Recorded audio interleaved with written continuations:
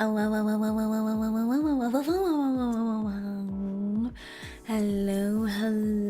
everyone. This is your Hell Hand Race Queen Saerin, and welcome back to Hell. Hello, Regulus Mustache. Hello, Theo. Hello, 𝐒𝐴𝐜𝐿. Hello, Jaded Scientist. Hello, Hermit. Hello, Shockwolf. Welcome in. Hello, Noena. Welcome in. How are you? It feels like it's been so long since we played Reverse 1999. Hasn't it felt like forever since we met Cosmic French Mama? Feels like it's been so long. And suddenly there's a new update. I think this is the first time we're starting a new update without me having already watched the trailer. So we're going in completely blind, but I did see the promo photo for this patch, and what are they doing here? It's them! They're back. The lesbians are back. Well, maybe not plural, maybe singular lesbian. One lesbian is back. Where's the other? How can you have lesbians when there's only one, you know? It's like the cat in a box thing. Like, you don't know if there's a cat in the box unless you open the box. Like, how can you know the lesbian's a lesbian if there isn't another lesbian? How do we know? Also, father is back. Sussy father. I'm guessing both of them are going to be the summonable banners, right? Which would be crazy. It's like 2 long-term NPC banners. But yes, we will watch the trailer beforehand. I think usually the trailer auto-plays, right? Does the full trailer play? Maybe not. Maybe I need to pull it up on the YouTube. Maybe I need to pull up the full one on the YouTube. Father, I thought it was Grandpa. Well, with how he's working like the Infinity Stones, he might be immortal by now. Maybe an edited version? Okay. It's just a story trailer that plays? Okay, let me find the full thing.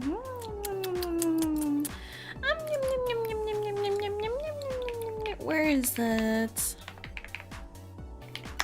Reverse 1999. Reverse 1999. Oh, found it. Okay. Ooh, this is a pretty long one. 5 minutes. 5 minutes. Mulder and Loberta haven't found their partner to give him grandkids. What do you mean? Why is that the plot point you're highlighting? What do you... Oh, yes. His grandfatherhood. Is that what you're saying? He hasn't actually reached grandfatherhood since his children haven't given him children. What about his son? Doesn't he have a son? What's his son's name again? The sussy one. Is he dead? I don't remember if he died.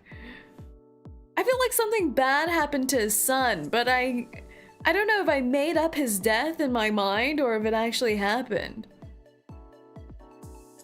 The eye patch guy, yeah, the eye patch guy. Bachagoro, yes.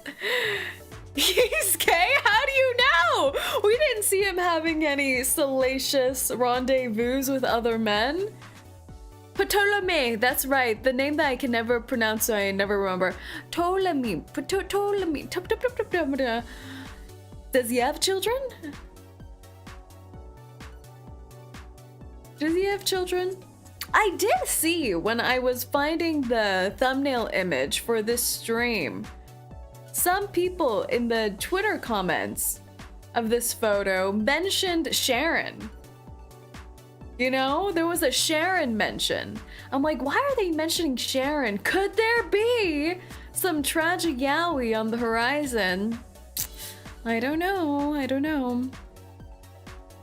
Say is just used to tragedy at this point, it's true. He's alive. Andronella did assault him, but he survived. How come everyone survives Andronella's attacks? Right? Hasn't every single person... Oh, no, no, wait, never mind. There was Jay's friend. Oh, right.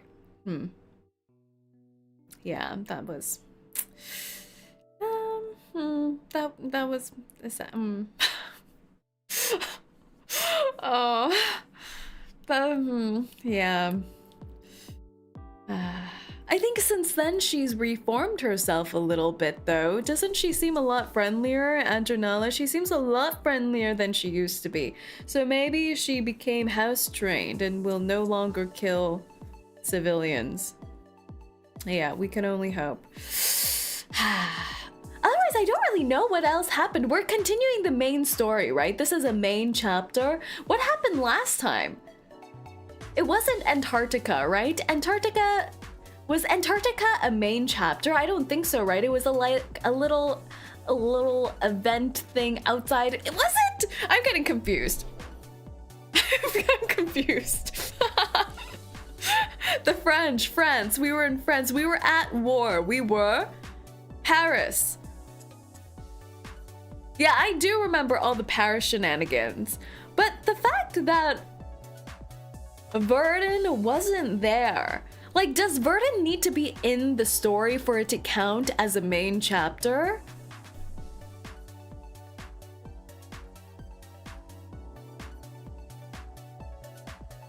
Does she? Antarctica was chapter 10. Okay, yeah, that makes sense, because Verdun was there. That makes sense. Recoletta's chapter was main? Yeah, French wasn't main chapter. Yeah, that's what I thought. Okay. I'm realigning everything in my mind.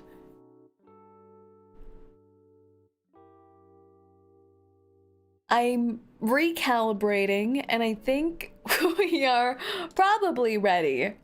Probably, maybe, perhaps. To head into it. Let's go, shall we? Boop. But first off, let me pull off the trailer. Trailer. There we go. There we go. Okay.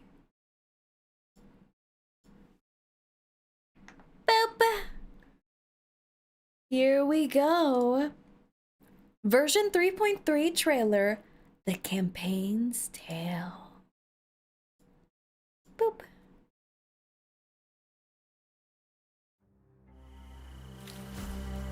It feels like a western. Position at the outskirts of the city. It's almost like Igor is waiting for us there. He's waiting! Father's waiting for us! I know he's kind of morally gray, but I just keep wanting to believe he's a good guy. Ah! It's Sharon! So much killing. Why is he tied up?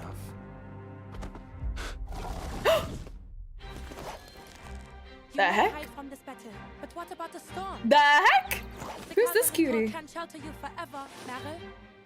Many of our soldiers call this land their home. They're eager to. Who's this? Who's this? Abandon this place! But we don't belong to this era. The Cavalry Corps cannot intervene in local conflicts.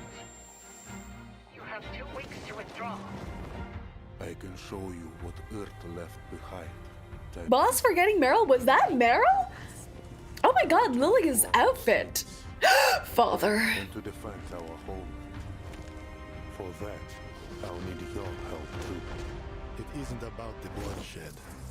But if killing Igor paves my way to immortality, then why the hell Everyone's always searching for immortality. Oh, small Arsenetto. Is that Sharon? Is that Sharon? I'm squinting.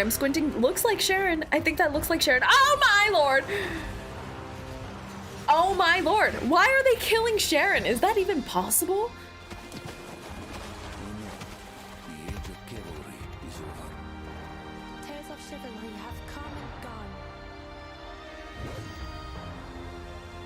She looks so badass. A traditional knight. To defend the ones we love and the future. Oh my gosh! Mother!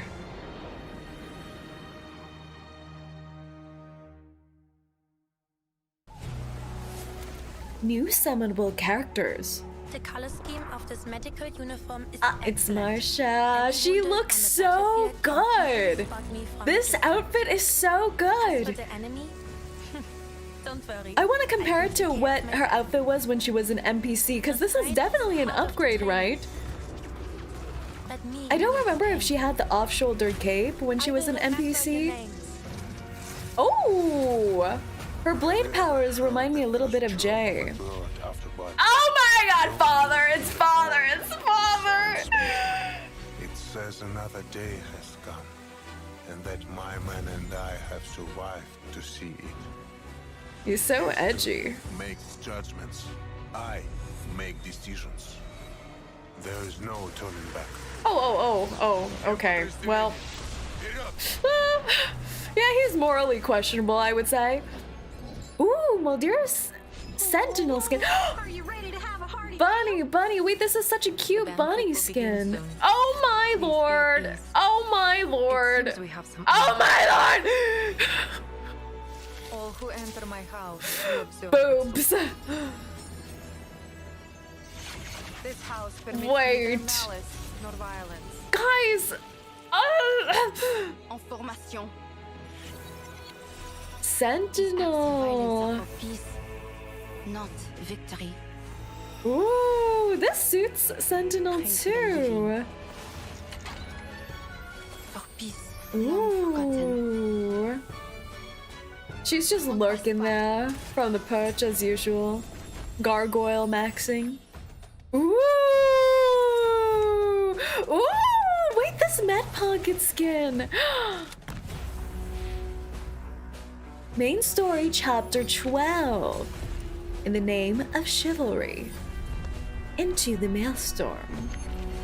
Oh, Moldira antidote. I already love Moldira's base outfit, so I'm surprised that I can like a skin even more.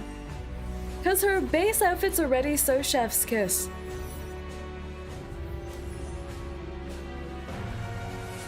More gameplay.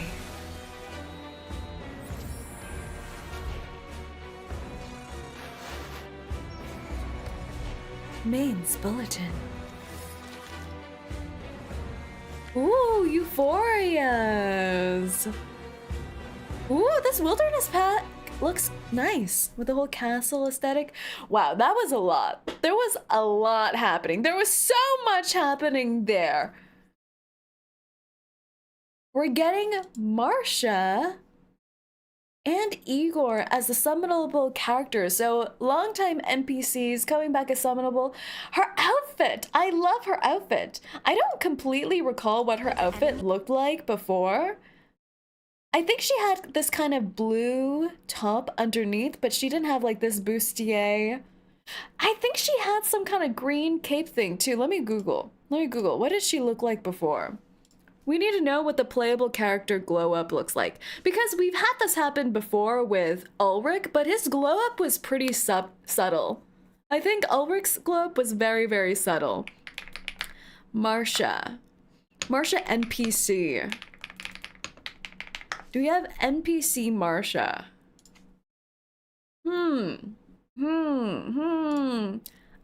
Oh, is this NPC Marsha?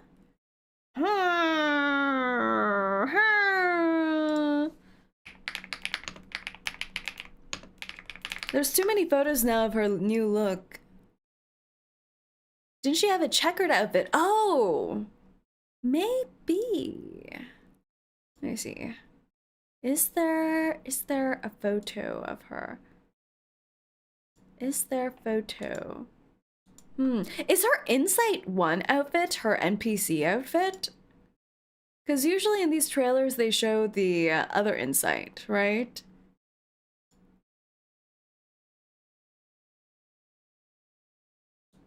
Yeah, I'm seeing some photos And I think her Insight 1 outfit was her NPC outfit, which is not bad. I'm seeing just tons of fan art with her hugging Sentinel while riding a horse. That's all I'm seeing. I'm doing my Google research and all I'm seeing is her riding horseback with Sentinel lovingly. Hugging, quote unquote. Hugging. They're just hugging. They're hugging. The color was open up in the NPC. I think so. I think you're right. I like her new fit. Very nice. And then we have Igor. He's just, look at him. Look at him. Look at him.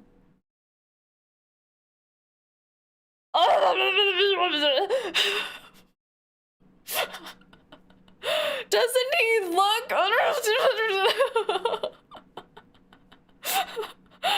I like it. And the scars. There's just something really nice about a damaged man, don't you think? Yeah. And what's this? He's wearing like a V-neck, guys. He wants us to lick his collarbones. I feel like this outfit looks more reminiscent of what we've seen in the game with the little lamp here and this overcoat. He looks so covered here, right? But the bam! Bam! We just needed that little bit of collarbone and some forearm action to get us feral. So good. So good. Reverse 1999's coats designs are always so good. I don't know who these other people are, though. There's Sharon. Sharon has been all over this trailer, just being tied up and tortured from what I can tell. Like, hasn't she been through enough? Why are we trying to kill Sharon? Isn't Sharon unkillable? Well, I guess from the perspective of the Manus Vindictae, they're trying to find the key to immortality, right? They've already brought back Arcana. So they know how to bring someone back already. Are they trying to make people immortal? And Sharon, I guess, is pretty close to immortal with how he came back. All necromancy-like. Good thing I have Marcia, and now I don't have to pull anymore. I'm good. Immortal. What about Igor? Are you gonna just let that single father down? He needs someone. He needs you. Sharon isn't awakened? Yeah. Interesting. Don't know who this is. Is this the guard? Is this our guard? Is this our guard? Is this her?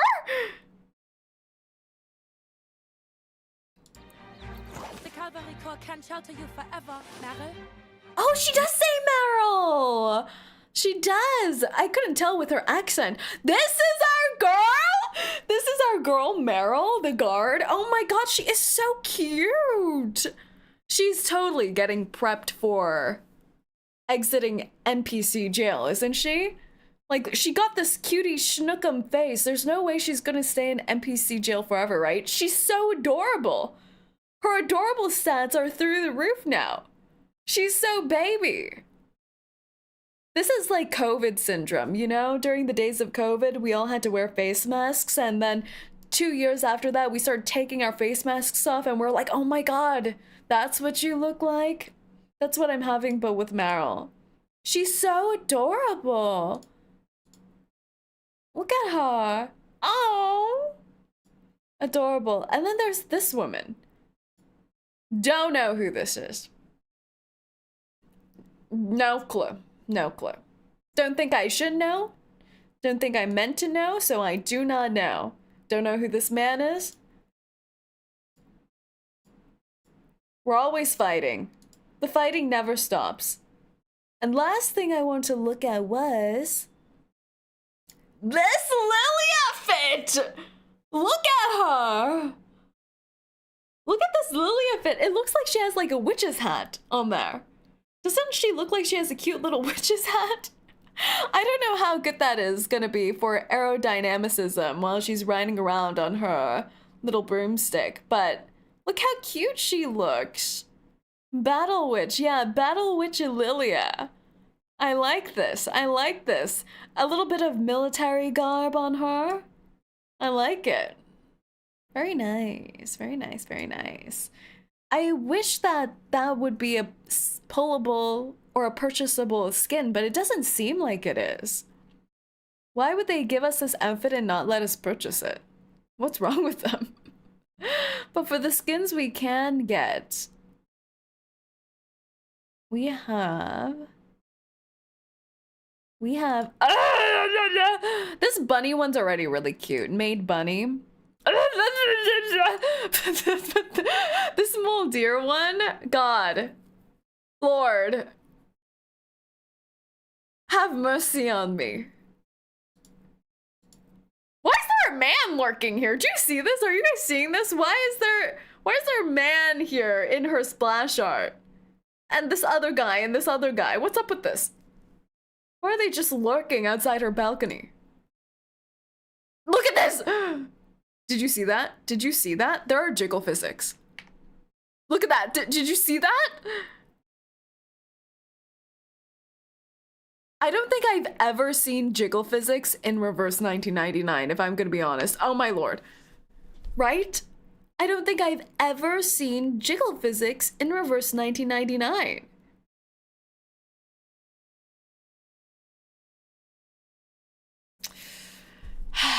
She looks so good. She looks so good. But all right, let's go to the game before I lose my mind some more, shall we? Let's go, let's go. Here.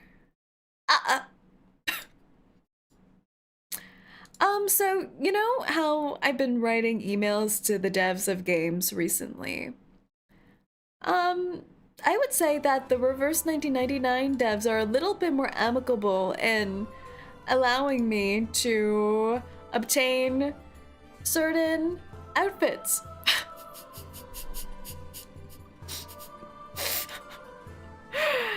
Though they did need to know my PayPal information for me to get access, but you know, I understand, it's a part of the security detail. Your heartbeat. I can hear it so clearly. I have a little trick, you know? I can sync my heartbeat to yours. She loves me! Stand steady. I think she frickin' loves me. She loves me. That's a classic romance, supernatural romance thing. Syncing our heartbeats, we're lovers. Oh, home, the sweet prison. Oh, paradise, a glorious haven. She wants us to go to prison together? Oh. I shall relish their regret and sip the tears. Click it? Am I supposed to click it? Wait, let me do it again. Admit it. I've made an awful mess of things more than once. I couldn't help but notice how often you go out of your way to help others. Often with no reward. I had never paired well. Wait, do it again, do it again, do it again! Do it again! But the most valuable and dependable things in this world, I couldn't help but notice how often you go. She doesn't want me! Often with no reward. Oh, is she doing it? Is she doing it? No, she's not doing it. She's helping me came with quite a reward. I met that dear girl the other day. She was hosting a wedding in paradise. Wedding in paradise. Oh, the dear girl. Dear girl wedding in paradise? Who's she talking about? Is she talking about I set things right, and we Junyan? some much better decorations. Would you care to join us? She doesn't want it anymore because she's sad. Oh, Jessica! I thought she was talking about Junya because she has her little puppets that could get married to each other. What kind of dolls does Jessica play with that would get married to each other? I've made an awful mess of things more than once. She doesn't want me! And obedience would shield me from harm. Oh my, oh, whoa! Restrained. There's so many animations that I haven't seen. A sweet prison, oh paradise, a glorious haven.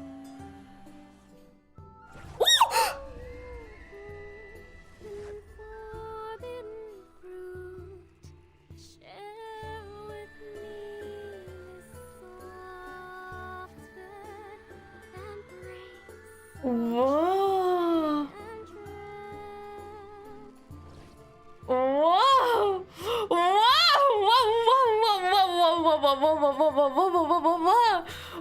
I love her singing there. The audio is so low I can't hear her sing. Let me crank it up. But I won't replay it. Too bad for you. Wow, the skins nowadays have so many good animations. That was so pretty. You know, I think she's a good girl. Don't you think? Like, Bible things aside, she seems like a good girl. I feel like she's someone we could trust.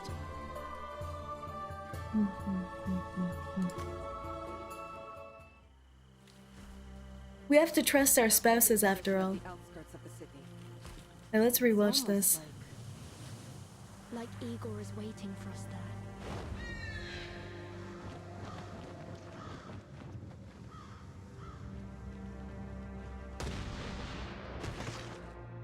Blood pours across the steppe.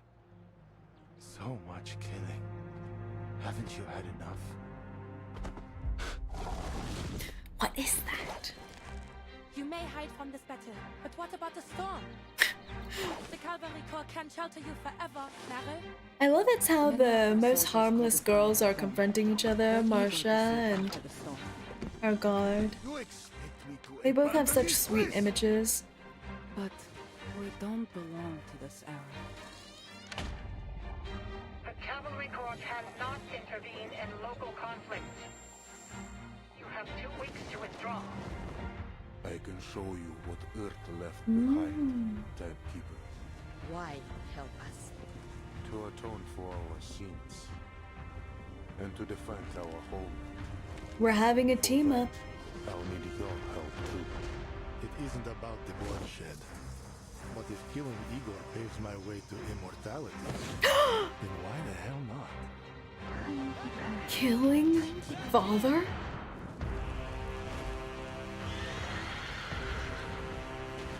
This is such a badass shot. This is such a badass shot. It reminds me of Game of Thrones. The Battle of the Bastards a little bit. Tales of chivalry have come and gone. But we can still fight.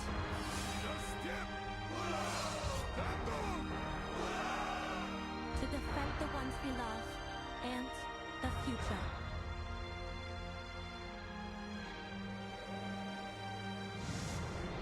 Wow, very nice. It's nice when they have the subtitles. Why don't they just add the subtitles to the YouTube videos? I'll never understand.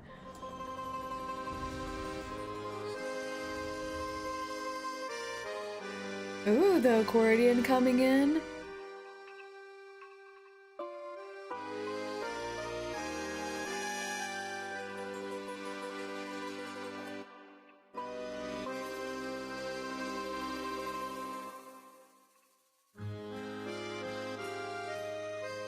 What an interesting BGM.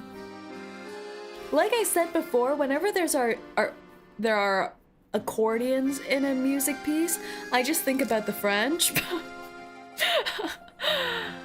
They only had subtitles if it wasn't in English, like on Igor's alt. Ah, I see. Yeah. I think usually the CC button doesn't actually give you the English subtitles. I think early on, for a few of the trailers, they added subtitles, but then they got rid of it. They're like, nah, they understand what we're saying. It's fine. I'm like, it's not fine. It's not fine. All right, in we go. In we go. Node 1. Quiet is the river bank. And quiet flows the river, and quickly flies the bullet. Horsey! Horsey!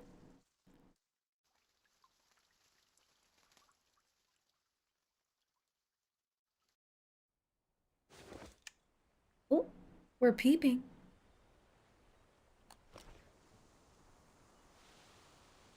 Did you see the bandits? Sergei. Not even a sign. Hallelujah. Think we should take a rest, Lieutenant? Sun's beating down and we need to get the horses watered. He's totally gonna die. Sergei's totally gonna die. He has such a dieable face, you know? Young man, soldier. He's gonna die. We've gone quite a way farther than the assigned watch point. Even if we can push on, the horses can't. Never exhaust your horse, remember. Does Lilia even need a horse? Doesn't she have a broomstick? Fine. Take a break, team. And Sergei, if you shine the light of the telescope into my eyes one more time, the last thing you'll see is a missile to the face. Understood? Oh. Understood, Lieutenant.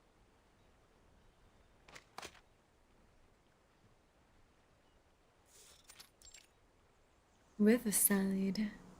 Lieutenant Lilia retracts the telescope and hands it to Sergei. She hops off her horse and pulls a handful of oats from her saddlebag.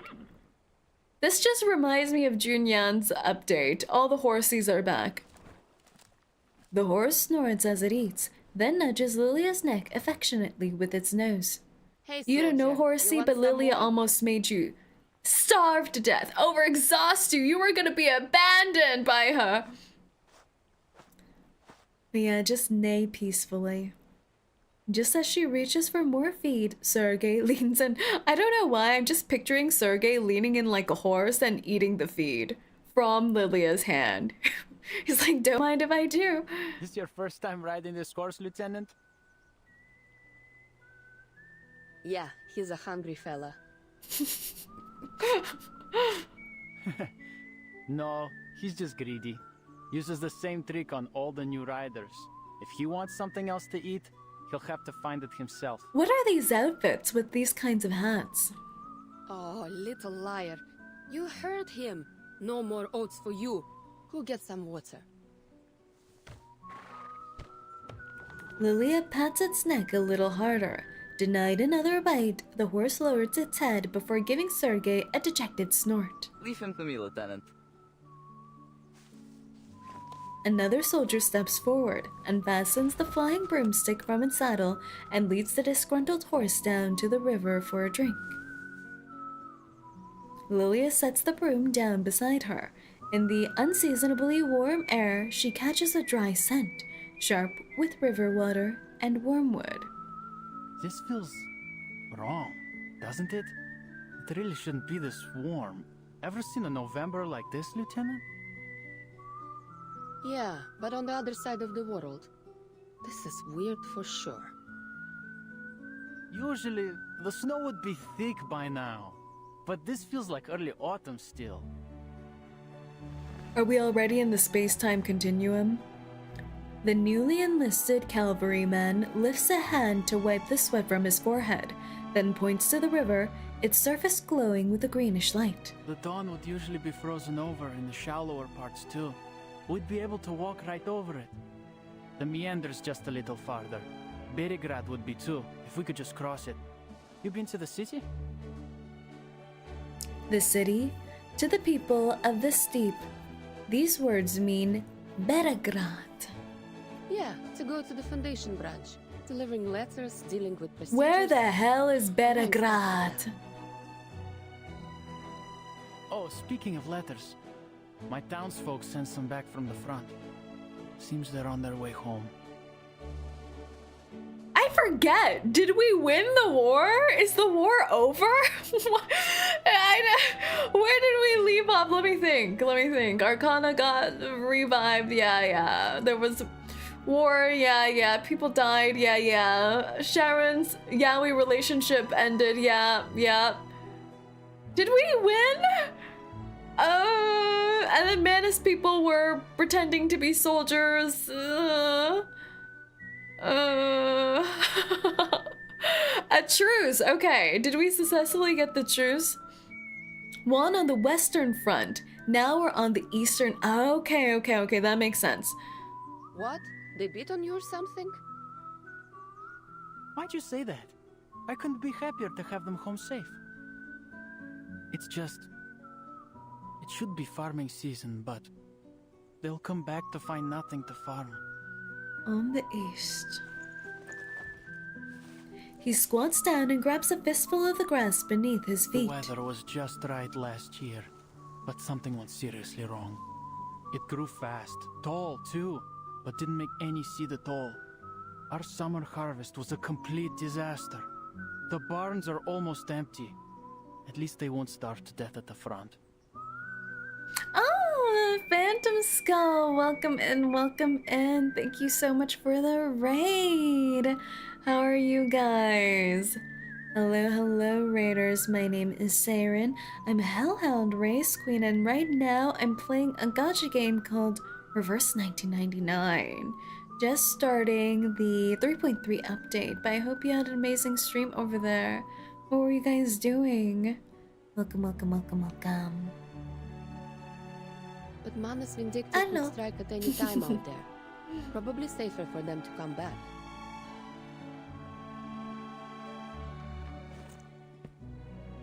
Do you think the Manus will reach the dawn? You know, every time they say dawn, I think about donburi, which is a Japanese rice bowl. Will the Manus reach the Japanese rice bowl? Will they? This is the big question. I'm invested. Say, the main forces in Western Europe for now. You thought of the mob. Who knows where they might show up next? You hungry? Maybe a little bit. But who can ever say no to a little big, large rice bowl? The young Cossack scratches at the few thin hairs on his upper lip, the boy's best attempt at any kind of mustache. Ugh, I swear I did more fighting during Think training of the meat than brand, actual Don service. Reeds. All I do is wait around for orders, and this one's just stupid. Find out where the bandits are hiding. Sergey!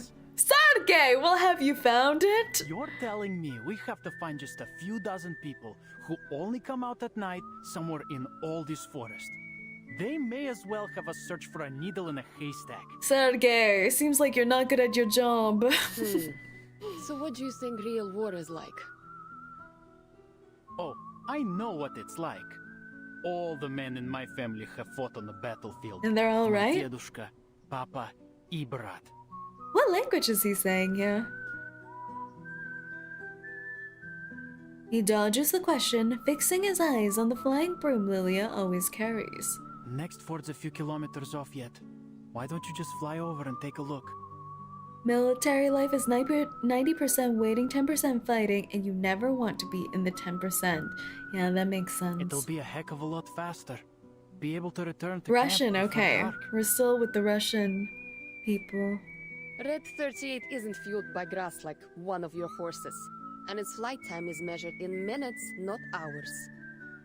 I thought that Lilia's arcane skills powered up the Red 38 and fueled it. Does she need Or are actually you trying to keep actual me fuel grounded for it? if we get into a fight? I know. Why don't you teach me to fly a broomstick and apply for a new 𝐒𝐡𝐚𝐭 𝐑𝐮𝐤? Then we can take turns scouting. Oh, I'd love to see your face when you fall from the It's sky. powered by Red But I'd 40. rather not tell I your see. commander that his cavalry man broke a leg flying my broom. I don't know if vodka helps. Do we fuel it with vodka and pure fighting spirit? It's not like you're any better. If it weren't for Colonel Sternova, You'd have gone face first in the Stelnova. dirt your first day on a horse. She's mentioned having to refuel it. Oh, that's right! That's right. In the earlier chapters, she had to stop and refuel. Yeah, I'm remembering that now. On the other hand, was regularly riding from my village to Berigrad with sacks full of beets at half your age. What? How old are you, Sergei? Broomsticks aren't horses. And if I catch you sneaking in to steal it at night, you're a dead man. Got it? You're right to warn him, Lieutenant. Sergei has been stealing. Xeno Cavalry 1 definitely going to die, 100%. They didn't even bother naming him. The cavalryman returns with the horse just in time to join the verbal beating. Just last year he tried to nab our fishnet. My dedushka caught him, of course. Nearly broke Sergei's hand when he wrestled it from him. Xeno Cavalry 2 definitely gonna die, 100%. The other cavalryman bursts into laughter as Sergei's face flushes beet red. He turns away but barks a hasty rebuttal. Shut up! It's not like he ever used it anyway. But he can't stop the taunts. The cavalrymen take obvious delight in dredging up his old scandals one by one. Blin, stop making things up about me. Oh, He's definitely, stand look, here. he has the uwu blushy blush. He's definitely gonna die. They're trying to up our emotional attachment to Sergei by giving us uwu blushy blush, thinking we'll go like, oh, look at that, Sergei blushy blush, uwu woo woo woo, and then they're gonna kill him. You know what? I'm When I onto get you, back, Blue Punk. I'm onto I'm you. going straight to the commander to get transferred to the Prisklonная company. I know your game. You mean the 5th Company? Isn't their commander your old rival in love? Huh? Even louder laughter erupts from the Cossacks. Ignoring their rowdy banter, Lilia lifts her gaze to the heavy clouds drifting beyond the river like white fortresses floating in the sky. Dry, warm air sweeps across the plain, driving the floating castles forward and tugging at Lilia's sweat-soaked hair. Already sweating. This heat's not normal. No one in the Foundation got the time to look into this? Maybe they'll send Vertin. That wouldn't be so bad. Lilia just wants to see Verdun. Her eyes are drawn to the merging line between earth and sky, a view she could never have seen from the Foundation, hidden away in the mountains. Then along the slope, black figures burst into view, tearing ragged gaps into the horizon. That doesn't seem good. Sergei! Sergei's gonna die. He's gonna die here. He's dying. He's gonna die. An arrow straight to the heart. Got the telescope, right? Hand it over. What's that, Lieutenant? I can't It's hear time, you. Sergei. It's time for you to sacrifice your life. I said...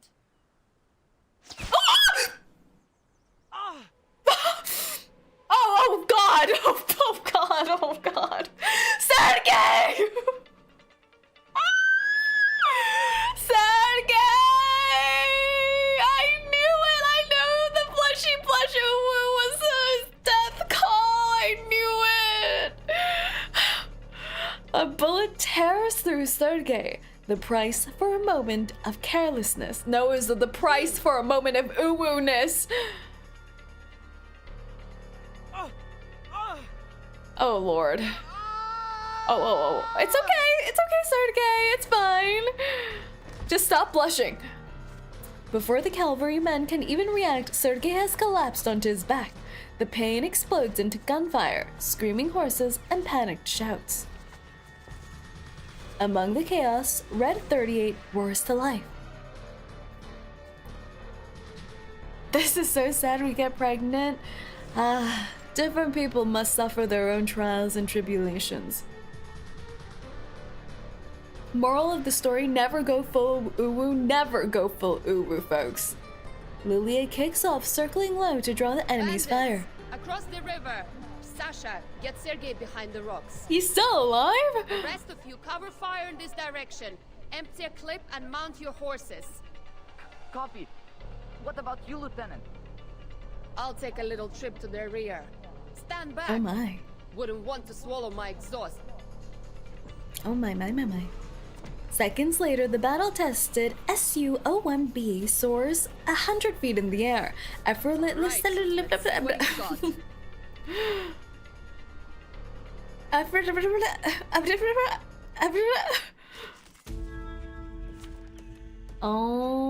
Alrighty. Let's go. We begin with white. Oh my god, they look mana stripped. They look gooped. Look at this. Why are they goopy? Loyalty seeker, but you must admit even the Manus horses have more drip than the horses Lilia was feeding. Like, look at this. Look at this stallion. Does this horse not look badass? Meanwhile, Lilia's horse is malnourished and spoiled. When will we get drip? When will we get the drip that we deserve? Enemy reaction. This may sting. I'll handle the tech support. Like crushing a grape. Like Enemy crushing a grape. overloaded. Keep calm. Encryption complete.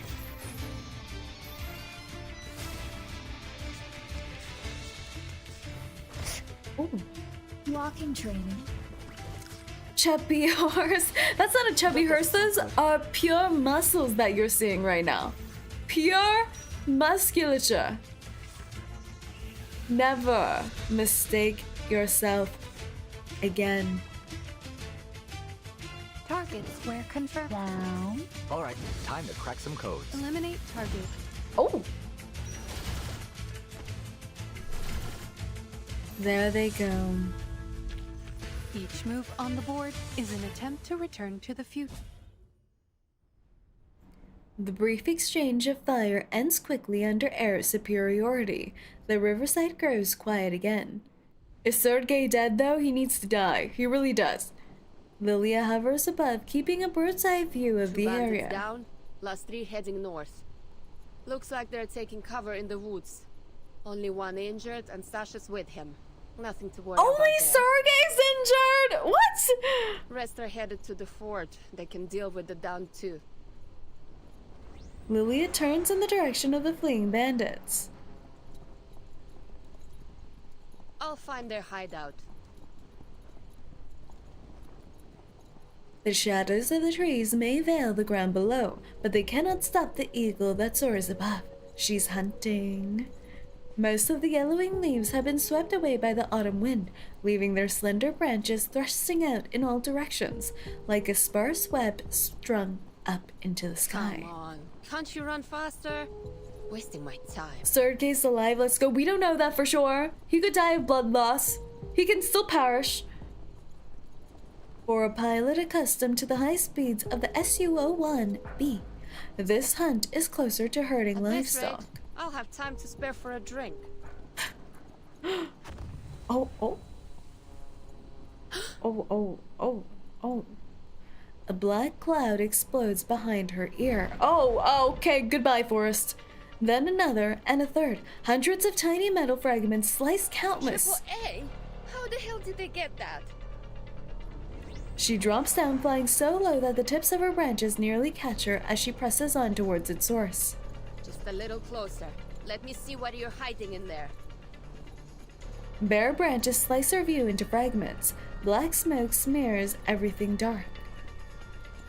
But her determination grants her a fleeting instant, just enough for her to catch sight of the small glade where an anti-aircraft gun stands. She pulls the 𝐂𝐴𝐚𝐵 upward, driving it into the heavy clouds at a near vertical something. Near Weapons vertical not from something. This era. No way bandits could get their hands on it. Yeah, there's no mistaking the model. Automatic anti-aircraft gun 37. ACP-37. It's Xeno. Need to report this to the commander. Huh? Vincent will want to know too. Huh? That's what I said, Lilia. That's what I said. Her broom's been hit. It's failing. No, not now, buddy. Please get me clear of the woods. It's too late. She's already pushed the broom beyond its limits. She's falling fast. No! This is bad. This has Really never bad. happened before. Steady.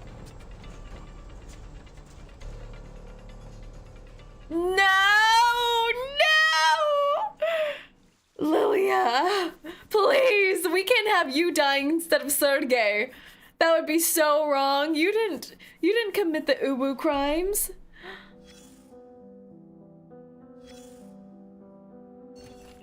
Battlefield recording. We've heard this old friend's voice before. 𝐒𝐚𝐤 Academy Recording Restoration Report. File number 𝐒𝐚𝐤201124. Submitting organization the St. Pavlo Foundation via the Timekeeper. Classification level 4, non-classified. File status, partial irreversible data loss. Restoration date, November 24, 1920. Technology notes on restoration. The 𝐒𝐚𝐤 audio restoration technique is based on hypotheses derived from the arcane theory of resonance particles. According to the documented research, sound waves converted through the communicator leave microscopic arcane vibrations in surrounding media during transmission. When environmental materials, metal oxide layers, residual electric fields, or air density gradients are reactivated, these disturbances can be reconstructed into audible signals through the phase differences at extremely low frequencies. When portions of the signals exhibit semantic drift or narrative gaps due to disruption, the restored text represents a reconstructed version obtained through multiple iterative retranslations. Cross-referencing confirms that the restoration achieves 99.97% accuracy compared to the original recordings. Do you understand any of what this just meant?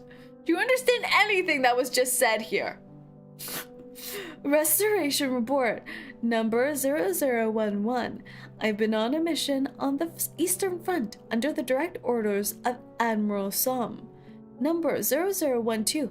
Guess what I found? Number 00. They might as well censor this. I don't know what this means.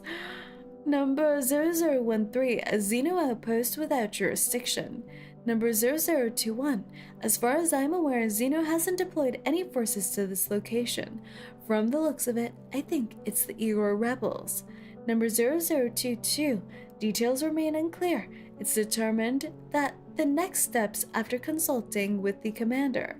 Number 0023. If you're interested in Igor's movements, call me back as soon as you can. Everyone's interested in Igor. Everyone wants the man. 3. Additional notes.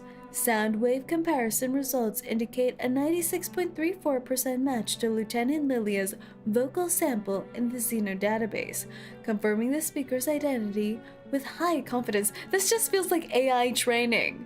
AI has detected Lilia's voice. Analysis suggests the primary communicator experienced 2 sudden interferences. The nature of the interference remains undetermined. Oh, and these are the bad horsies. The bad, spoiled horsies around us. The Prophet frontline. Slide political interests between line of pleasantries, like an eel slipping through kelp. That's how the big shots always listen in. A conversation amongst the big shots. Inside a Foundation office, the sound of a ringing communicator interrupts a briefing. 𝐿𝐴, do we know this person? 𝐿𝐴 glances at the device, a direct line to 𝐒𝐚𝐤 headquarters. He nods, signaling the committee members to wrap up mid-report. Once the door closes, he picks up. Some here. According to Ivan's report, the Cavalry has been harassed by bandits for weeks. Oh, are these bandits connected to the Manus? No evidence of that. More like a mix of local warlords and scattered gangs, though a couple of the rapidly growing factions seem suspicious. Have your people maintained surveillance? Contact the Foundation the moment anything develops. We'll send reinforcements. We do know this guy? We do? 𝐿𝐴. 𝐿𝐴 is rarely this cooperative, but I remember us hearing the name Som. Knows he can't stake the entire steep fate on so-called reinforcements. No need. Ivan has enough manpower. Who the hell is Ivan? Ivan? Ivan? Ivan? Ivan? Ivan? Ivan? Is that the American nickname for Igor?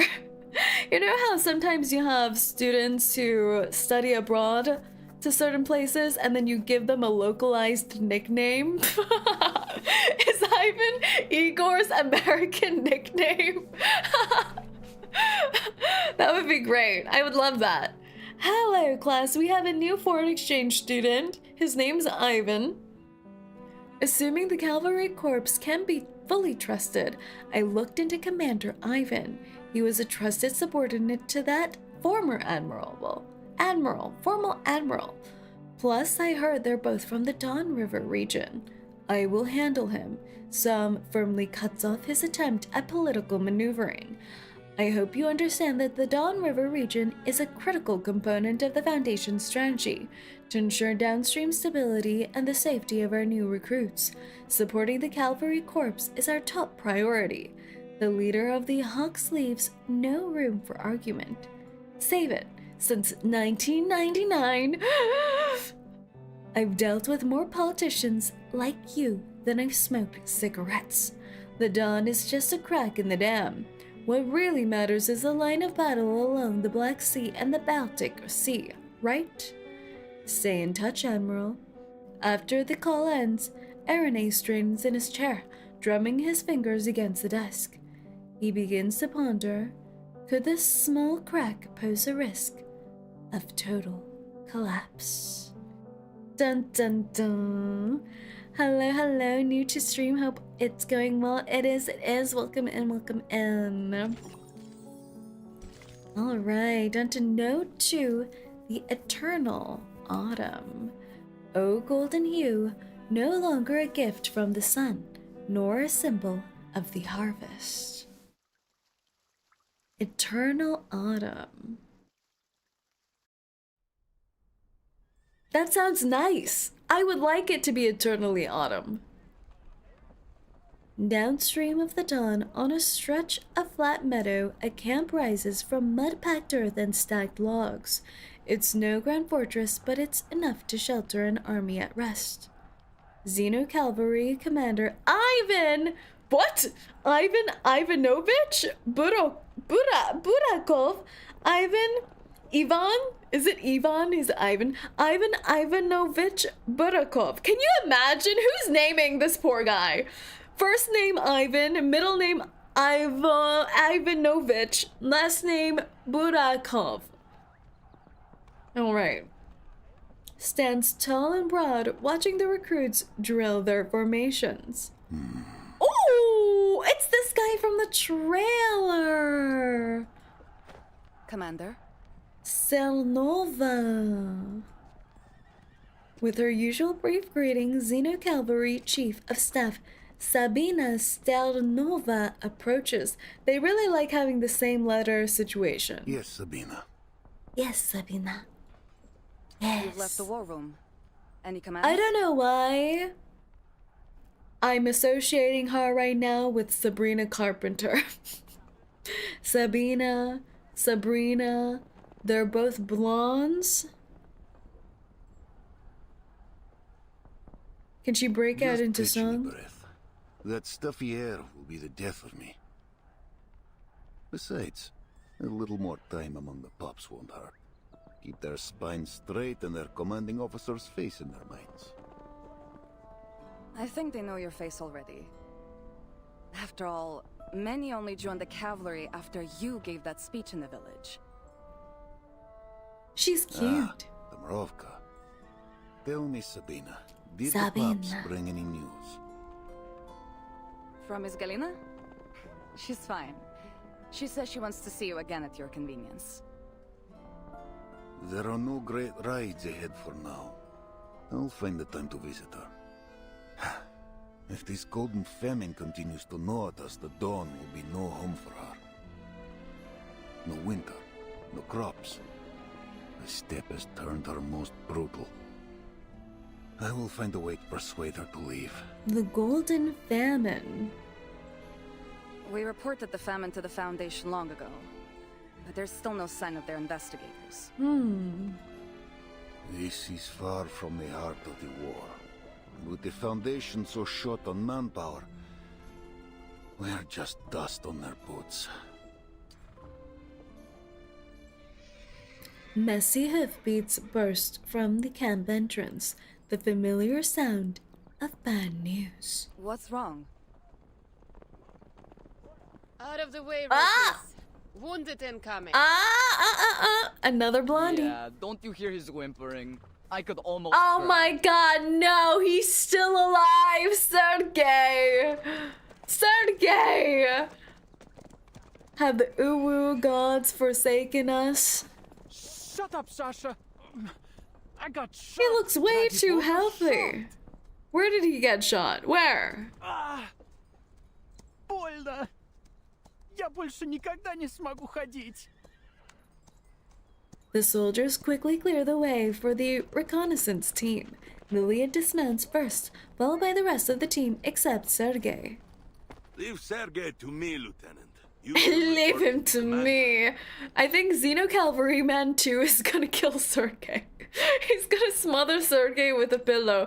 He wanted him gone. And find a way to shut him up. He's just before like the whole me. camp's forced to listen to the wails of his great military feat. She turns to see the commander striding forward. No need to hunt me down, Lieutenant. What news? You know, whenever there's characters with facial hair like this, they look so badass, right? Like the striped white. Bad is what? Broomstick's broken. Why does that Won't be make them flying look until so I get the parts badass? to fix it. But it gets worse. We have a situation, sir. The skunk And I think it's a look. big one. The skunk look. To the war room. You too, Sabina.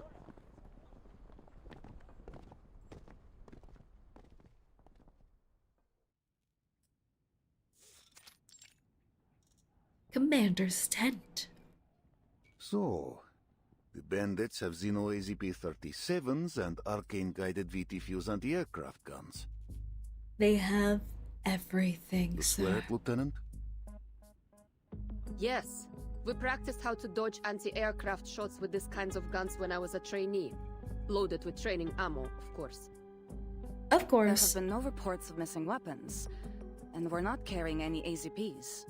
Hey, boss, hello, crazy Maisie. Welcome out here.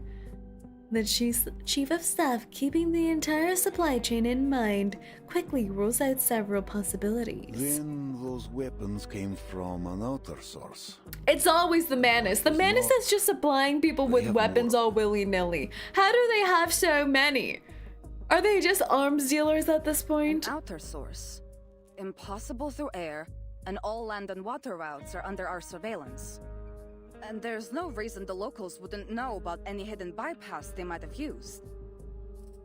I can't think of any way of transporting mass weaponry and personnel without drawing attention. Yeah, how are they doing it? Are they just dropping it off from the sky like how pelicans deliver babies?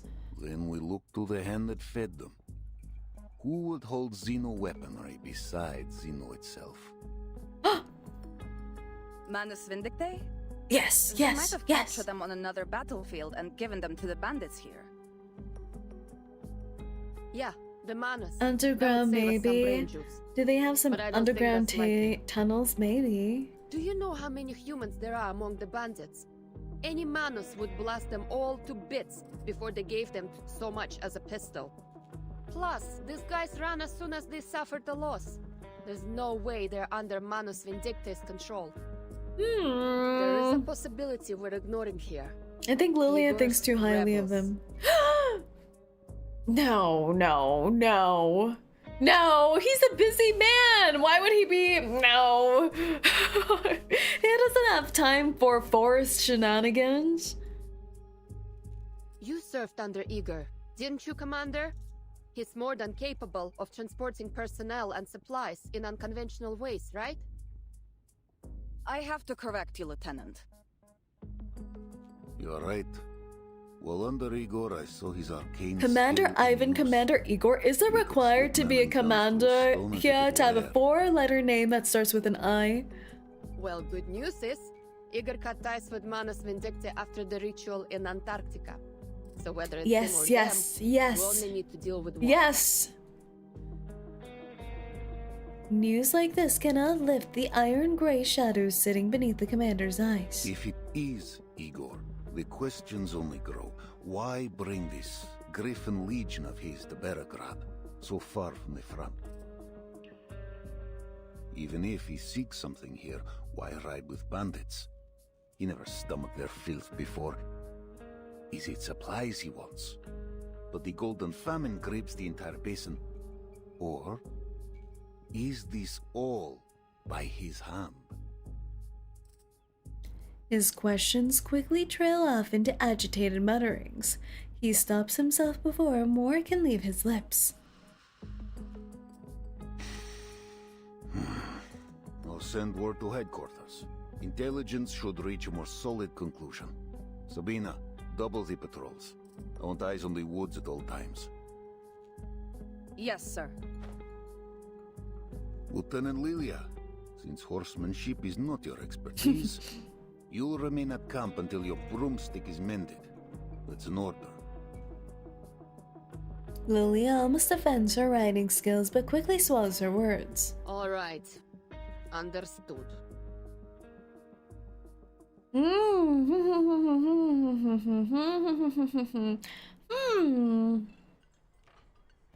It's easy to find the field kitchen at this hour. The aroma of hot, unleavened bread guides their rumbling stomachs through their maze of tents. Right in time for dinner. She glances at Sergei, who's standing! What? Not only is he not dead, but he's able to stand? I thought you guys said we blew up his kneecaps. Why is he standing? Why is he standing? In that moment, the heck? I saw the bullet. The heck? I'm telling you, the heck? It worked. What? Gave me just enough time to dodge the hit to the chest. Sir! Still hit the leg though. You have no idea. Sergei, you ubered! Too bad it didn't hit your mouth.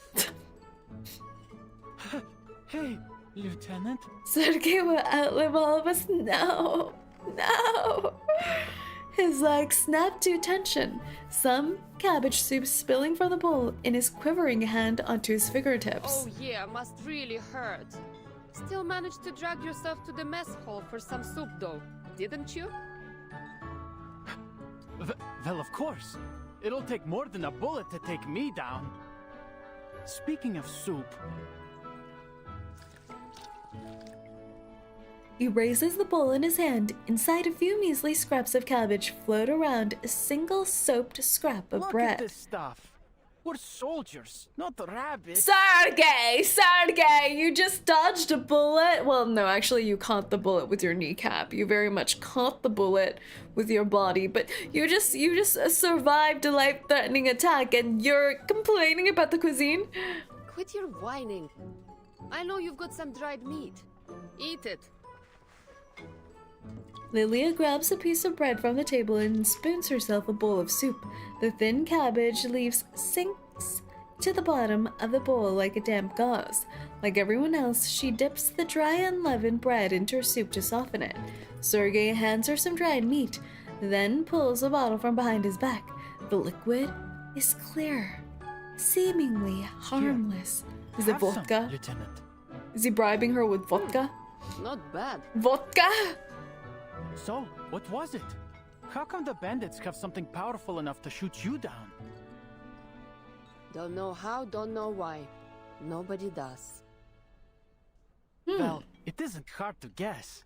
They're obviously going to rob the villages. Wait. This is bad. All the young and fit have gone to war. They won't be able to defend themselves. Yeah.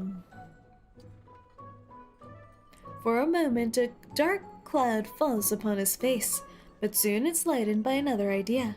Hey, no orders this afternoon, right? Want to go fishing with me? I'm going to the He's river. having such a good time. Didn't you get shot? Did you get shot? Why are you so quick?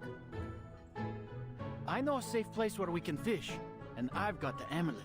Do they have antibiotics during this time period? Trust me. Tetanus shots? You're not going to tell me you're full after that sorry excuse for a soup, are you? There may not be any crops, but I bet there are still plenty of fish in the river. Lilia checks Sergei's allegedly shut leg. Say yahoo yahoo, baguetto. Hello, hello. Foundation has everything. Ah, that's true. That's true. There's like tons of healers as well in the Foundation. Weren't you just They wailing can about heal your leg a away few the hours ago? tetanus. Pour some vodka on it. Do you think Lilia would waste her vodka on Sergei's leg? I hope not. It's no big deal. We need to think clearly here. He finishes the last of his food, drops the bowl, and jogs away. Shot in the leg. More like scratched. It's so dramatic too, the blood splatter.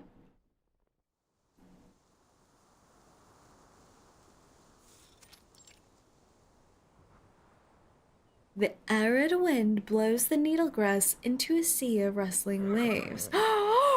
Andreas! It's our badass horse! Isn't this our badass horse? Is this the horse that Marcia and Sentinel rode together, or is this the horse from Sharon? I don't know if I remember. It's either Sharon or Marcia's horse. Sharon's? A horse's playground, but for a fugitive of a long run from the authorities, it's hell. We love hell. Oh! How far have we gone since we left the road? Shay Show? What? Look at this! What is this glow up? This is insane! Did she go shopping in the middle of war? How did she... Huh? Guard! Guard, is that you? Like, look at the swag.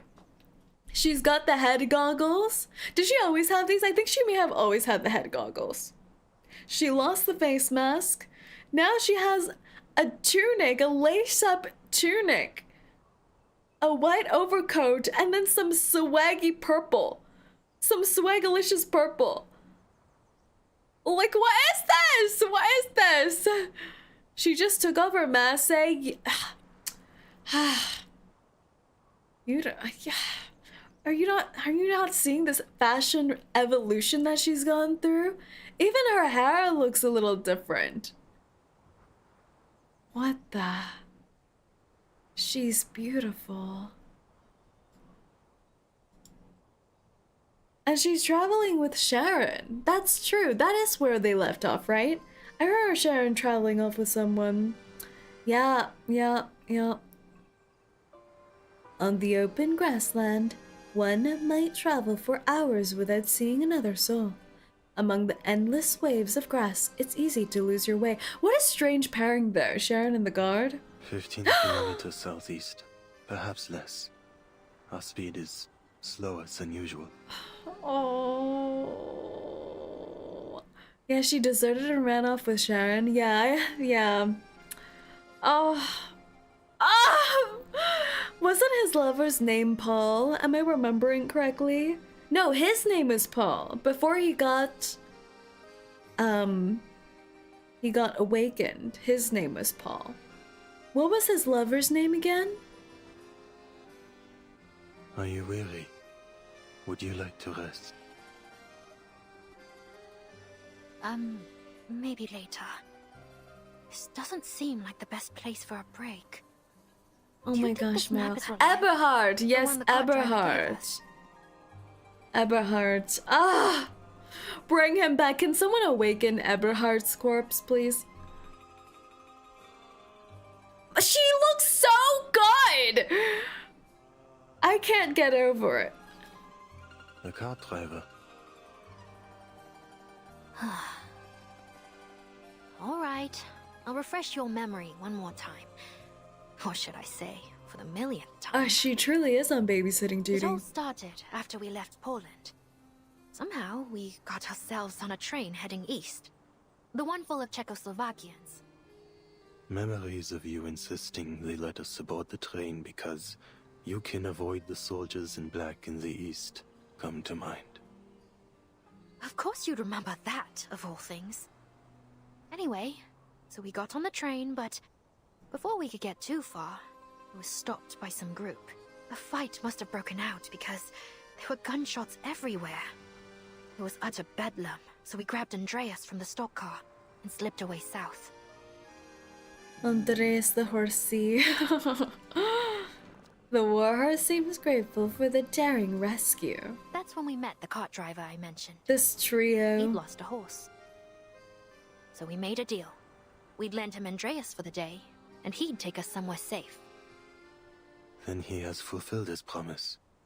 This is indeed a peaceful and safe place. Hardly. We're in the middle of bloody nowhere. If we can't find people soon, I'll starve to death. She seems more British. She's exiting NPC, the realm of NPCs, and becoming slightly more British. Saerin lowers his head, troubled by his failure to consider the needs of the living. Andreas also turns his head aside. He can live off the grassland alone. Oh, no. Meryl, it's time for you to go on a grass diet. She was always British, yeah, but she feels more British now. Keep moving forwards. She said bloody. Bloody. She lifts the messy hand-drawn map again, squinting to make out the shape of a river among its chaotic lines. Said we could find his name. She's so cute! Even in this little icon, she looks so cute. She said blood before. Blood and bloody is very different, isn't it? We're even going in the right direction, that is. Or if this map is actually accurate. Andreas? We're asking the horse. Could I stand on your back for a minute? Oh. Andreas lowers himself, allowing the girl to clamber onto his back. Then they both rise at the same time, Meryl's feet trembling. Andreas' best horse. What are you doing, Meryl? Am I late? You're totally late, sir. You're totally late, but it's okay. We're not that far in. I'm fine. Just be ready to catch me if I fall. I would not want Saerin catching me with all the things that are stuck and protruding out of his face. I feel like him trying to catch me would end up just impaling me. Just woke up. It's alright. Good morning to you. Meryl shakily detaches the telescope she picked up in some ruins from her belt and looks towards what she believes to be the east. Where could it be? All I see is grass and trees. Maybe during her NPC day she was acting more professional with neutral English. Yeah, I feel like she was a little bit more stoic. Alright, other side. Just a little bit. What's that? Charon! Charon, I see rooftops! Right ahead, you... Oh! Help! Oh! She hops in excitement and, as expected, loses her balance. Saerin did not catch her. Saerin did not catch her.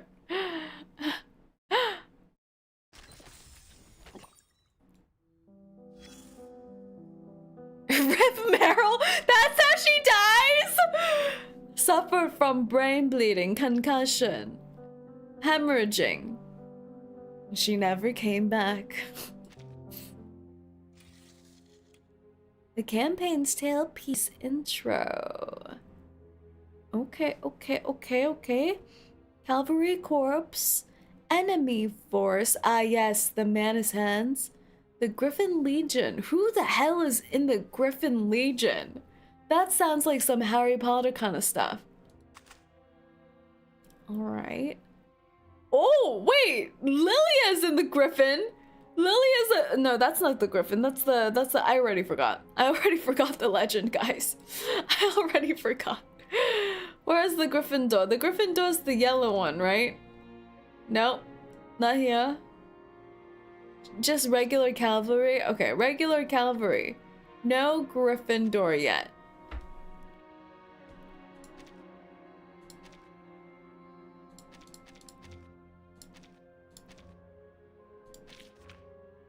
No, Gryffindor. If it looks like a chicken, it's the griffin. Yellow would be Hufflepuff. Yeah. And then the Manus ones are Slytherin, of course.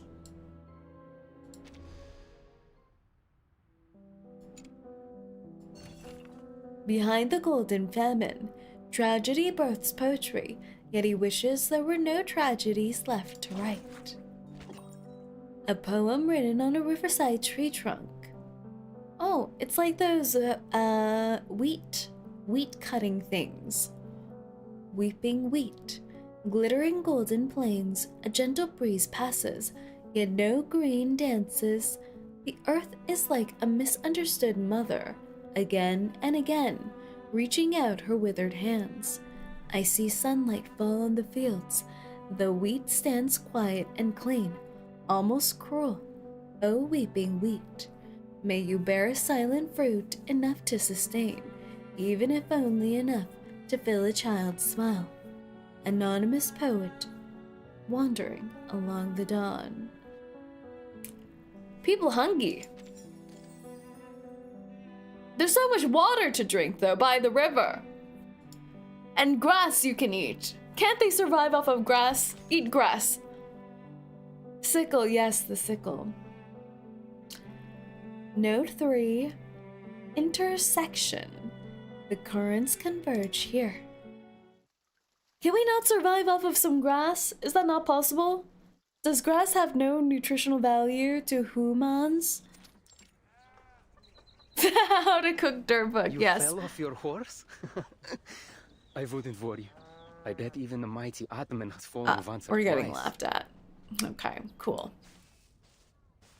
Almost none. No nutritional value? How come horses can survive on eating wheat? Can we not do the same? Like, we turn wheat into grains, right? But can we just eat the wheat raw?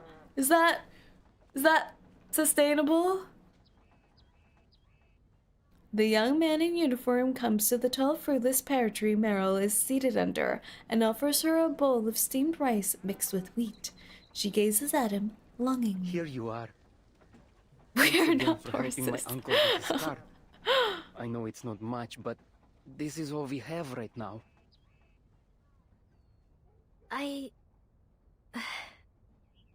Look at her, she's so cute. Look at her little mouth that we haven't seen. Look at this little mouth. She reaches out a hand, then pulls it back awkwardly. I'm sorry. I thought I heard you had a strong harvest this year. The past few years were good, it's true. People had to leave to fight, but the land still blessed us. But this year has been strange. Certainly the winter. Soon after planting, the wheat grew wild. The fields are gold, yes, but there's no grain. We not horsey. If you believe you are horsey, then you can be horsey. Like, think about all the bronies out in the world. Even as he speaks of the failed crops, he still hands the bowl to Meryl. Eat. You look starving. No, Meryl's fine. She fell off a horse. That's it. Food for me there. The Cavalry? The Xeno Cavalry. Oh. Meryl forces her cry of Xeno down, lowers her head and begins to eat. The young man turns towards the shadow that has been hiding behind the tree. Are you sure you wouldn't like any food? I need no sustenance. Thank you for sharing the little food you have left. How may this kindness be repaid? No need. I'll be leaving soon and there's no work to do right now. You have a beautiful horse. Wish I could have one as lovely as him. I thought he was gonna flirt with Sharon. Don't get me wrong. Saying you have a asking beautiful for him. face. We need to get Sharon a boyfriend. After the disaster that happened with Eberhard, a commanding voice stops the new recruit mid-sentence. The team is leaving. What face? Oh, what pointy barrels sticking out of your head? Yes, Andreas, he'll be fine. You want to ship Sharon with Andreas, or do you mean like a platonic brotherhood kind of thing? Refugees? From where? From Poland. I was looking for a friend there, but because of the war, I couldn't find... You're doing great, Mel. You're doing great. She stammers, blinking wildly over her clumsy lie. Fortunately, the officer is too distracted to notice her embarrassment. We could use your talents in the 𝐒𝐸 Cavalry. Are there no arcanists that can just summon food? There has to be. Apologies, sir. I am only a wanderer. There is no desire to join any party within me. Sharon's the ultimate freeloader. He's just hopping from place to place, contributing nothing. Officer, sir, I can't even hold a gun. Right. Another lie erupts from her, another bid to escape desperate times, but the conscription officer takes no interest. This place is crawling with bandits. Bandits? Brigands, raiders, ruffians. You didn't bump into any on your way here. Lucky dogs. Though you can thank the Cavalry Corps for that. But even with our efforts, the situation's been getting worse. Somehow they've got new weapons. We might be facing a serious battle. Druvis can summon barks. Some tree barks should be edible. That is so sad. The closest we have to a foodie arcanist is Druvis, who makes you nibble on her bark. That's horrible. Even all this way away, they're still fighting? The flames of conflict burn everywhere. This is why I'm asking you to join us. 𝐒𝐸 needs new blood if we're to ever know peace. If you change your mind, come to our camp. It's downstream of the Don, past the city. Miss Druvis, yeah, I miss Druvis being in the main stories too. The conscription officer turns around. Just then, a dozen newly enlisted Cossacks gather behind him, standing in the little groups of those they know. They show off their new uniforms, competing over who takes better care of his horse and whose Shashka has the most legendary history. Around like chickens and form rank. Sir. A fully armed cavalryman gallops in from outside the village, plunging himself between the panicking ranks of recruits. Half of his body is smeared dark with blood, the horse beneath him snorting heavily. Bandit cavalry incoming, the size of a platoon. What do we do? Oh. Can you still ride? Yes, sir! Then hurry to the sitch and report this. The rest of you, form a blockade. Do not allow the bandits to enter the village. Sir, yes, sir! The conscription officer scans the area. The unsettled young cavalryman enlisted less than half an hour ago look to him as if he's their only savior. What? Can you imagine? You're on the job only for half an hour? There is no escape. Turn your back to the enemy and they will take the opportunity. Talk about learning on the job. Protect your family. My family's not here! The boys shake off their scared looks, leaving their huddled groups and shouldering their weapons, albeit a little clumsily. Where's the training? Aren't you supposed to train people how to use a gun? Like, there's a lot of things that can go wrong here. Friendly fire. As Meryl's mind goes blank, she feels Sharon press the reins into her hands. Let Andreas take you. Leave here, Meryl. What? Should we help? What about you? Training is for the weak. I'll just run off when danger comes. What? That is what you said. Do not waste any more time. No! Sharon! I don't even know where to... You're unkillable. You're the ultimate weapon. Downstream of the Don River, like the officer said. Now go. All right, then. They're breaking out into war, and we're like, well, we're just gonna leave. We're just gonna quietly walk away. Battles can be just as Whoa! You know how to read them. Look at these good doggos! Guys, what are these good doggos?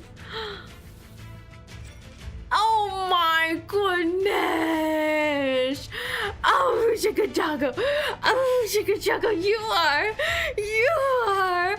Look at him. Military working dog. He's adorable. He's adorable. And we got Horsey, Chad Horsies. I've never been good with restraints. Enemy reaction. Adorable. Crack some codes. Stay back, I say. Enemy piece overloaded. Oh, mama. Let's pull together. An adequate sample. Come here, donkeys. Come here. Walking training. Come here, donkeys. Oh. Cute. That was cute. Wasn't that cute? That was pretty cute. Target square control. I'll handle the tech support. Walking training. Long admonition and occasional indulgence. Breaking through. Like crushing a grape. An accurate reading. The donkey. Is that really the best you have to training. offer? For someone who has beautiful garments, your units deal little damage than I expected. Sa, what do you mean by that, huh? What exactly? What are you trying to say, huh? This is a visual experience, not necessarily power scaling experience for me. Are your units built, boss? Can you define what you mean by are your units built? Your first-hand experience is our best advertisement. Have you been leveling up your characters? How leveled would you say they should be? I'm slipping. Andreas needs a saddle. They're built on love, yes. Finally, someone who understands me. They're built on love. Insight 3, level 60, at least Resonance 10. I think I do have the Resonance 10. I do think so. But I think I don't have anyone who's further than Insight 3, level 30. I refuse to level them more. Don't let her get away! Fire!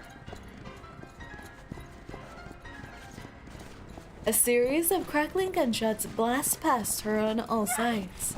Run, Andreas! Run, Andreas, run! We can't lose Andreas. We absolutely cannot lose Andreas. She can't cross the dawn. Spread out, surround her. Like the love you use for her chains, exactly. What? The dawn! She gathers her courage and opens her eyes, only to find a broad river blocking her escape. Oh. Get in there, Meryl! Don't fear the dog buddy! Her mind goes blank again. Andreas can only slow down before the rushing. Don't shoot. You might hit that beauty she's riding. Oh, they don't want to hurt the horse either. I'll take her out, and I'll get the horse. But they're thinking a little too highly of themselves. Andreas doesn't follow anyone. Are they shooting Meryl? It's like a hammer has struck her arm. She loses her balance.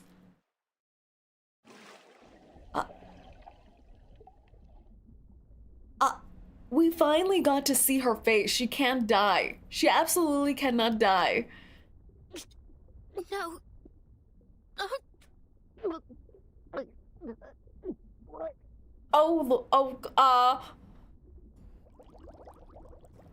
Someone, is there a lifeguard?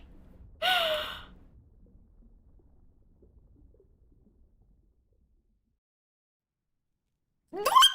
We're cutting to the next scene. Oh my lord. If Meryl dies and Sergei lives, like what kind of world are we living? Speak. The commander's voice is hoarse, yet Servona delivers her report without pause. Perevazная is lost. We don't know the details of the situation, but it's surely devastating. The refugees said they saw a huge smoke cloud coming from the village. That's where we were, right? That's where we were. At least 3 settlements have been attacked. The survivors say the weapons employed were unconventional. Wait, but what about the boy who gave us food? The villages struck are all upstream from here, northeast of Berigrad. I suggest we quickly position the main force here, here, and here to seize advantageous terrain. The Chief of Staff points out the positions on the military map spread across the table, only to find the commander's focus is elsewhere. The heavy air closes in around Sternova. She falters. Sir. I thought her name was Sabrina. Headquarters has spoken. Sternova. What did they Sabina. say? They wouldn't interfere with the Cavalry Corps' tactics, would they? We withdraw from the Dawn in 2 weeks. We will engage Manus Vindictae in Hungary next month. Sabrina Carpenter, yes. She's kind of like a combination of Hannah Montana and Sabrina Carpenter. Well, during the day, she's a military lieutenant, and during night, she's a pop star. I don't understand, sir. Bandits are killing and robbing civilians in higher numbers than ever. And we've just been told to leave? Are you certain headquarters is fully aware of the situation? They are more aware than any of us. Greetings, Pampa. Welcome Intelligence in. gave their conclusion. We've stumbled upon Igor's army. Then they should send reinforcements. And the rebels once That's and for right, all. Sabina. Not ask us to run away with our tails You between tell them, why is everyone running? There are no reinforcements. Manus Vindictae's army marches on the Foundation headquarters as we speak. The front is under immense pressure. Don't forget that our And where's mission here is to Verdun? recruit new blood to bolster headquarters defenses. As for Igor, he cut ties with Manus Vindictae after Antarctica. They say some kind of bargain was struck, though the terms remain unknown. So is it now morally sound for us to like Igor? Since then, the rebels have crossed no blades with either the Foundation or Zeno. The Joint Committee wants Do they to not keep have it swimming quiet. lessons at the Foundation? I don't think so. I think the only person who we've seen who can swim is Vila. So, they want us to leave so we won't fight Igor? Correct. What the heck? Ċurtu! All this time the Foundation, especially those hawks, has been belittling Zeno for Igor's betrayal.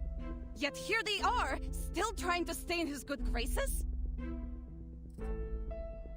Politicians, Sabina. For them, the two don't clash.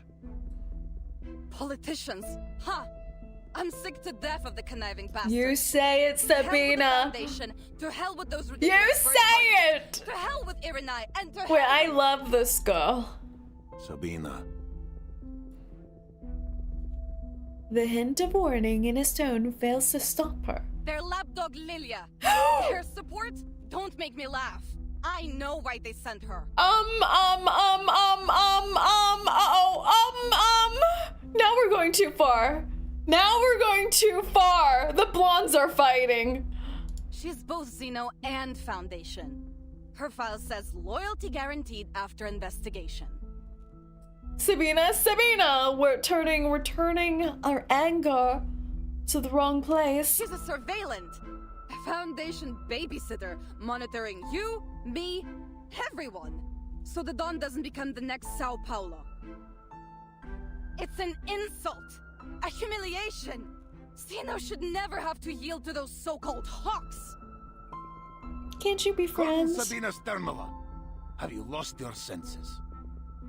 Full name activated. His gentle warning proving ineffective, the commander turns to harsh reprimand. Do you accuse Lieutenant Lilia based on proof? or only because of her ties to the Foundation? This seems a little...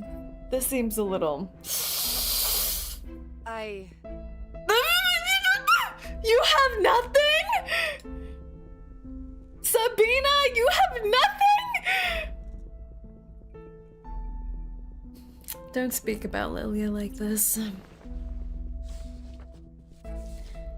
He bends down, draws out a crumpled letter, and passes it across the table. Cernova takes it, her brows knitting together.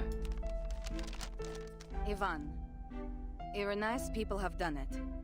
Zeno's fate is inevitable. I write this letter only as a reminder from one friend to another. The Joint Committee is tightening its control over Zeno's military operations. Every commander's Rating of a doctor. Yeah, no one can decipher this. Entrusted by the Foundation. Except for Sabina. Sabina, you know how only doctors can recognize other doctors' handwriting? You were once That might be the Igor's same most trusted subordinate. thing happening here. Alone, Sabina the Hawks speaks the were same planning to torture language. you during the trial. All I could do was assure the committee of your loyalty and assign the least capable liaison to you, the Flying Witch. The least capable liaison. All I could do was assure the committee of your loyalty and assign the least capable liaison. The Flying Witch. What? Are they saying Lilia's incompetent? What are they saying right now? What are they saying? The least competent. Okay, well, the least capable. I'm sure you've heard this title before. She has no interest in politics, never writes reports unless forced to, and in many ways shares your temperament. Yeah, that's accurate. That said, ensure you strictly follow every order, both from Zeno and the Foundation. We must be smart. The burden on you is much heavier than you realize. Do not embarrass us. Som. The letter is set down. Silence falls. After a few heartbeats, muffled shouts carry through the canvas. The Cossacks are struggling with a fierce horse. Horsey! I'll begin preparations for the withdrawal, if that is your order. The commander lets out a long, weary sigh. Orders are to assemble all cavalrymen in Belgrade.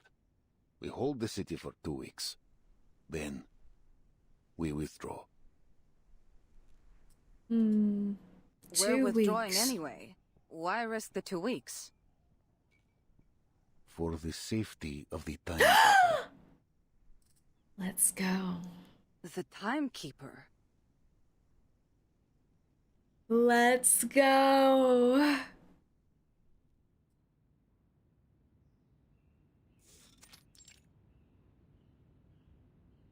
We've contacted the Cavalry Corps in the Downriver Basin. Hello, Lieutenant Madam Lydia's Z. communication device was damaged during the battle, but she has returned to her post safely. That's relief. Hello. However, according to her report, it's all but confirmed that Igor's rebels have shown up at the Eastern Front. I still can't forget seeing Verdun without her hat. Burton, is it possible to delay your plans to travel to Belgrade? A conflict is highly likely to break out there. There's no need to hide and tell from the trusted Kriya's few. privately conveyed to me a message about Erd. It said there's some information to be gleaned about her in Belgrade. I'm not sure how dependable it is, but since it concerns Erd's whereabouts, I have no choice but to go. I appreciate you sharing the source of your information with me, but Kriya's... When's Kriya's gonna become playable? Madam Z betrays a rare look of surprise. Before the Antarctic operation, he was just a liaison of the Foundation's military department, responsible for communication and coordination between the Foundation and the Xeno Task Force. He got promoted after we entered this era. But... What, is he small fry? Is he too small fry for you, Madam Z? all information held by the Foundation concerning Erd is strictly controlled, only accessible to the authorized few. Ah, that's true. How would Kriya know these details? And he's not one of them. He's a little sussy. He's admittedly a little sussy at times. All the men are slightly sussy. They're using you to obtain information they can't legally acquire themselves. And 𝐒𝐸 is their intermediary. Locating 𝐒𝐸 has been my primary mission since the 8th storm.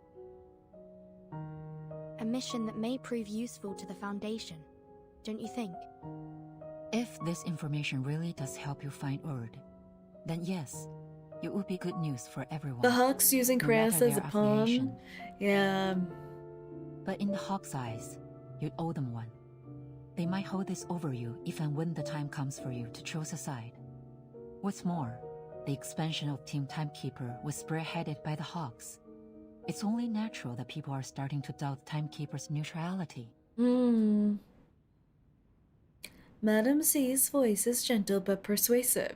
She sincerely hopes the young lady before her will not be drawn into the whirlpool of politics. Yeah, I mean, isn't it kind of crazy? Verdon's a baby. She's a baby. She's so young. I have no political inclinations, but the Hawks are creating an image that you are working with them. I'm not saying this to stop you, Vertin. This is a publicity thing. We need a publicist to help manage our image. The image slogan being, Verdon is neutral. Thank you, Madam Z. We'll work on that. We'll work on that slogan. Please accept my official application to travel to Beregrad. Neutral like blonde Oreos. Verdon is the blonde Oreo. No, we really need to workshop this. It's not working. Verdon is Switzerland. Verdon? Swiss citizen? Question mark, question mark. That might work. That might work. Verdon is Swiss. Have you checked Verdon's passport? It says Switzerland. I see. After the Joint Committee's admonition, Admiral Sohm ordered the Cavalry Corps to prioritize the safety of the city. Beregrad should be safe for a time. What's the committee's attitude towards 𝐒𝐸 now? 𝐒𝐸 is the enemy. However, reports from the Western Front state he's no longer working with the Menace. Do we believe that? I know that it's true, but why would the Foundation just believe this so easily? We're currently reevaluating 𝐒𝐸's motivations. That said, the committee does hope to avoid making enemies. Bring him in for psychological eval. Has become somewhat fragile since So, the real war 𝐒𝐸, began. tell us about your childhood. What was your relationship with your father? Why did you side with Arcana? Is it because she reminded you of your mother that you lost when you were 9? Permission granted, Timekeeper. Pack your bags. I'll have Sharon deliver the paperwork to Seneto. Thank you, Madam Z. Sharon? I'll do my best to return before the war breaks out. Is there Sharon who's not my Sharon? As she turns, a soft sigh comes from behind her. You always follow your own judgment, Vertin. A precious quality in this era. I hope he never changes.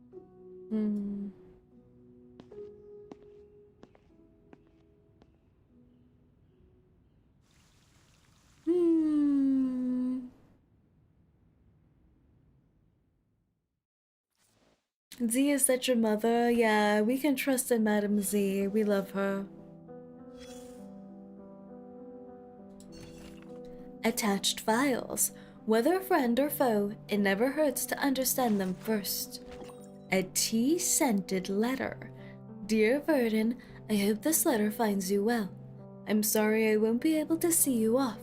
Things have piled up due to factional disputes within the Foundation. We live in such chaos that even an organization as self-professedly rational as the Foundation cannot avoid being swept into the political whirlpool. I wish you safe travels to the Eastern Front. I've enclosed a copy of Commander Ivan Ivanovich Borokov's file. You're about to enter the jurisdiction of the Xeno Cavalry Corps. Ivan and 𝐒𝐸 have known each other since childhood. Both come from an old village downstream. Can I ship them together? Ivan and 𝐒𝐸? I ship it. I ship it. They're both father. They belong together.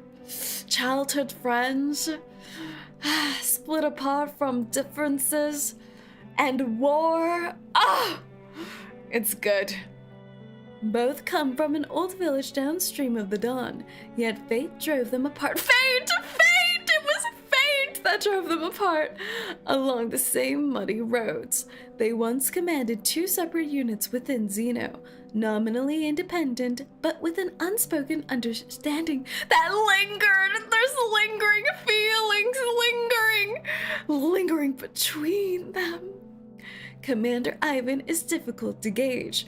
According to the records, he's a plain-spoken and awkward in social settings, which has earned him Admiral Soam's high praise as a loyal and trustworthy man. Oh my god, he's awkward. He's a little awkward boy. However, I must caution you, don't place complete trust in him. Hearts rest in wartime, especially those of soldiers who've endured betrayal and hard choices. Moreover, the bond between Ivan and Igor may pose hidden risks. The bond! The bond! In times like these, you'll have to weigh trust and suspicion for yourself. Winter is coming to the Dawn. The damp cold settles heavily over the riverside cities this time of year. Along with the file, I've included several packets of ginger tea. Yum! Steep it in hot water and drink. It helps ward off the chill. Safe travels if you can. Safe travels. Zhang Ji. I don't think we know this person. Zhang Ji. November 25th, 1920. Oh my god, this letter is just a shipping letter. This is just a shipping letter from Zhang. Is this Madame Z's full name? Ah, Madame Z. Okay, this is Madame Z. Got it. Madame Z is a shipper. Madame Z is a professional shipper. She was just telling us all the background lore between Igor and Ivan. Delicious. Ah, we meet again. Oh. Though it isn't much of a surprise. Which lady is this? Is this Auntie? Is this Auntie? This is... It's been so long. Your move from the Western Front to the Eastern one is Grumpy utterly Auntie, yeah, the grumpy auntie who would scold us and didn't like us too much. Our angsty, grumpy auntie. Running around like a lost The sheep, contrarian. following after her mother hen. Are really anything big enough to grab your attention. She's already putting us down. Why is she like this? Why is she like this? Not a nurturing bone in her body. Will you ever learn to stand on your own? When will you grow up? I don't like her! After everything Voden's been through, she asks her, when will you grow up? She's a baby. She's a baby who saved multiple timelines and watched multiple of her friends perish. It's like an Asian relative. 100% like an Asian relative. She's more than just a mother. She's key to saving the world. That's what you're saying? I'm tired of it. What's wrong with this auntie? Tired of sick jokes like this, with self-important ideologues bragging about securing a bright future for everyone. Well, just lay down and die then, auntie. Just lay down and die. You hear any cheers or laughter? Nope. Because everyone who believed in their causes already died fighting for them. If you ask me, we should hang some of those big shots in public. It wouldn't bring peace, of course. But maybe the rest of us would feel a little What's wrong with her? What's wrong with her? Come, take a seat. I've set your favorite chair facing east. The view's better that way. Not to mention that the river helps wash away the stench. What's wrong of with her? corpses. Auntie's weird. Auntie's a freak. There's something wrong with her. There's something deeply wrong with her. She has never said one kind thing to us. Is this the... Who is this? Is this the guard just lying here floating along the river? What? That's hilarious. Note 4, beneath the silence. A newly emerging darkness covers the land. Meryl's just peacefully floating along the river.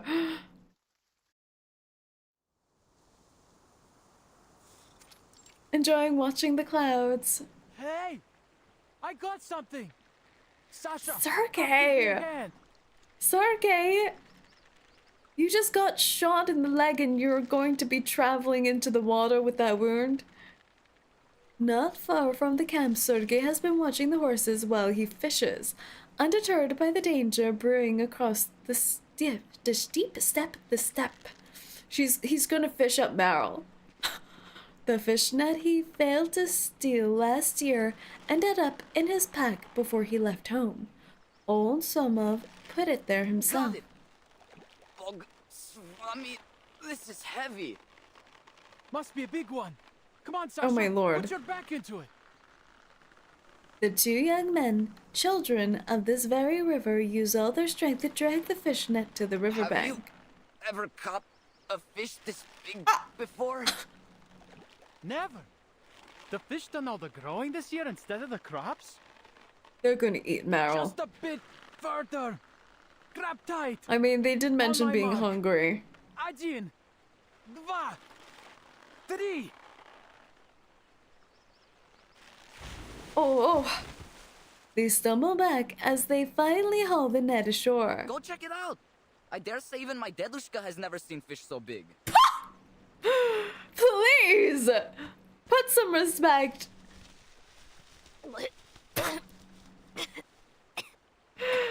Fishing up Meryl. That's not a sound a fish would make. Huh? I can't believe Sergei's life was for something. His life, the reason why the Uwu gods didn't punish him was for this one purpose. So that he could save his karma by saving Meryl. The Uwu gods work in mysterious ways. What kind of fish is it, Sergei? Sasha hurries over to join him. Sasha, it's a person. Ah, cute. Ah, look at her. She looks so cute. We could just eat her up.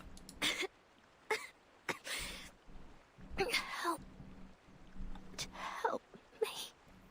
None of these Hurry up, will you? people It's a deserve living to give her person. We CPR. have to take her to camp. She looks so stupid. She looks so silly.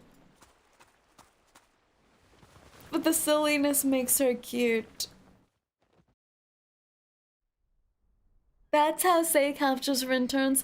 Sometimes I put a little cracker beneath the net to lure you in and then snatch it and eat it in front of you after I've captured you. A little bit of physical and emotional warfare. The sound of dozens of horses neighing at once echoes from somewhere far away. Andreas. Charon. Where am I? Oh yeah, they're being split. You're awake? Try getting to your feet.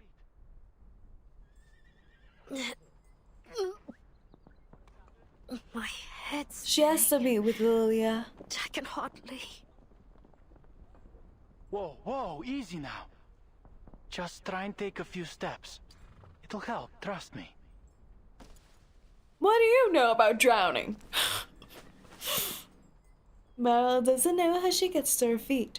All she remembers is swaying as she somehow pulled herself upright.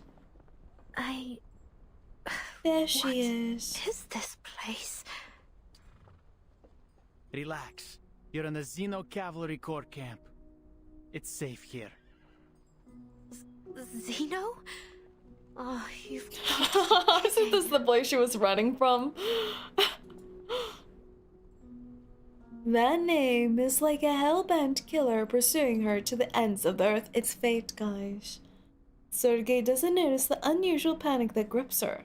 To him, she's simply a frightened lost girl. Meryl looks around and sees a soldier in a different uniform walking towards her. 𝐒𝐸𝐜, Yay! heard you found the girl. Ah! Take her under your wing. No, it can't be. I feel like Lilia would be such a good mentor for Meryl. We fished her out of the river, Lieutenant. She just woke up. And you just brought her straight into camp? She's obviously not a local. What if she's a rebel spy, huh? Sure, she's not a local. Oh, he's blushing again. He's ooh-wooing.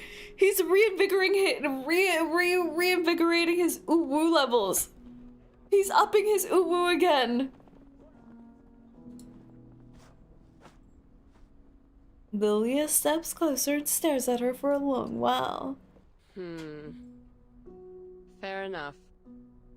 What's your name? Then gets shot. Yeah, next scene, a bullet just whizzes past. She falters before she can say the false name she created. Under Lieutenant Lilia's piercing gaze, the girl loses the courage to lie. Meryl. Meryl? Not from around here, then. How'd you end up in the water? I came seeking refuge near the river, and then I was chased by some people. Bandits or something. I tried to escape, but I fell off my horse and into the river. Hearing her tale of misfortune, Lilia shakes her head helplessly and turns to 𝐒𝐸𝐜. Send her somewhere safe after she recovers. We'll decamp tomorrow morning, station in Tamarovka for a day, and then head to the city. Commander's orders. No, that's my home. I can visit my aunt and Oh uncle. my god, 𝐒𝐸𝐜's gonna get shot in bed for a night. right in front of his aunt and uncle. You'll have to apply for leave to do that. You eaten anything, Meryl? We still got some canned meat from the Foundation. Canned meat. Antarctica didn't give her a single drop of survival instinct, right? The temptation of canned meat outweighs all fear of the Foundation. She swallows her saliva. She's just getting lured in immediately. One can of meat. And she's slobbering and following them. Oh, Lord. Someone. This girl.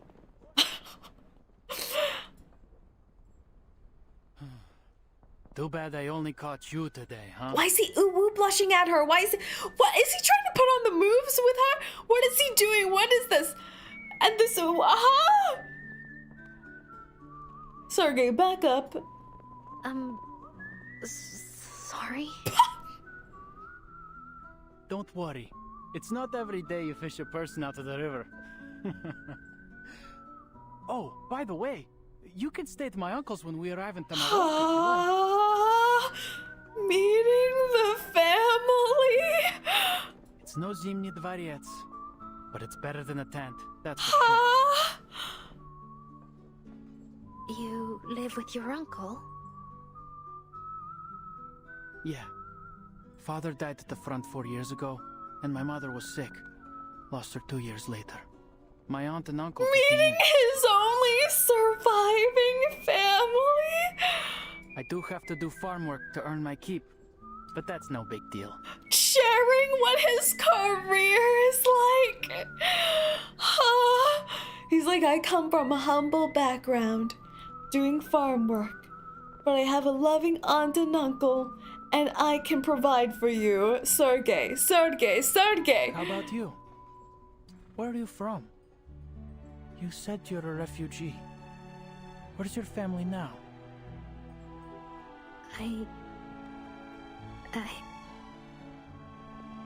The girl stares at the empty ground before her. She's not ready for marriage, 𝐒𝐸𝐜. I don't have a family. Oh no, Meryl, please. That's the wrong answer. That's the wrong answer.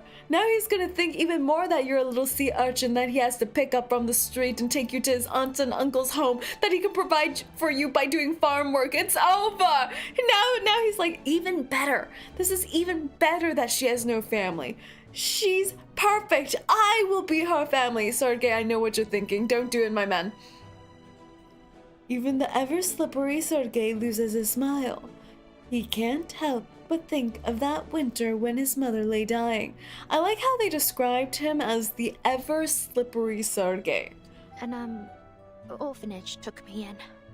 I grew up there. Are there many locals in the cavalry? Like you? No, Meryl. There's no one like me. It'll just be you and me from now on. Yeah. Most of us actually.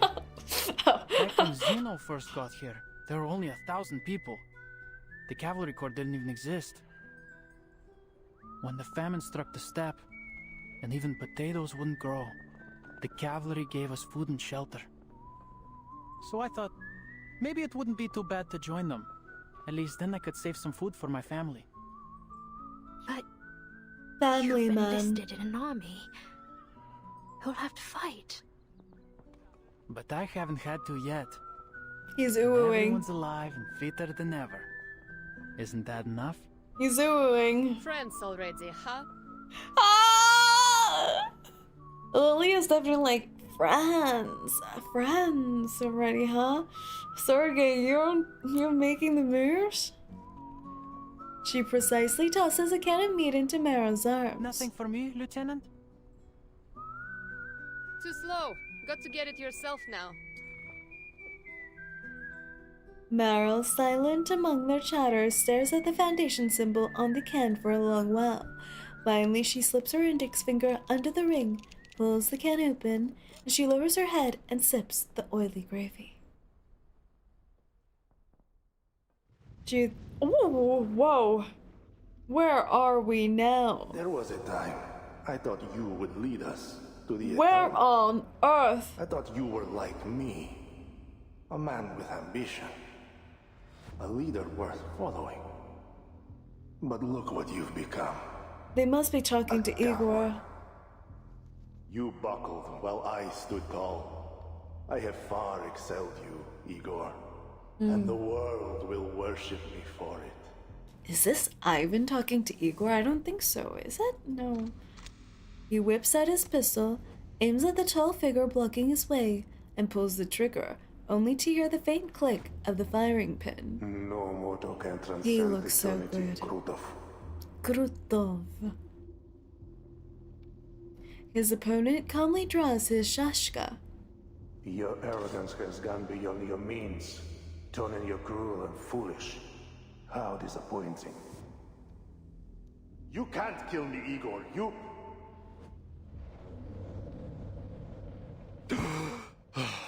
Oh, the guy from the trailer. What is he smoking here? He's getting some good stuff in. Shouts, gunfire, curses as men shove past one another and hooves kick up an almost skeleton dust. Bring everyone here. Nightmare. I wouldn't call that a nightmare, seeing Igor in my dreams. Those captives in their own line. Move it, slackers.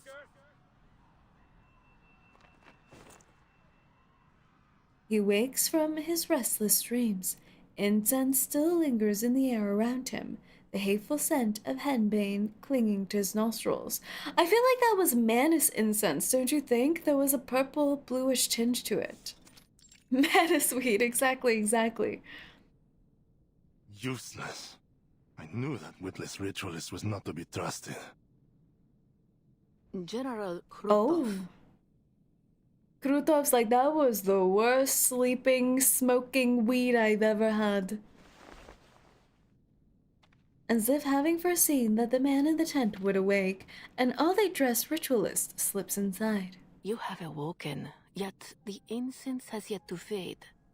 I suggest you return to your dreams. She looks until and you're sounds capable exactly of like overcoming your the nightmare. ritualist in the Paris update who died. Doesn't she? Enough of your riddles and trickery.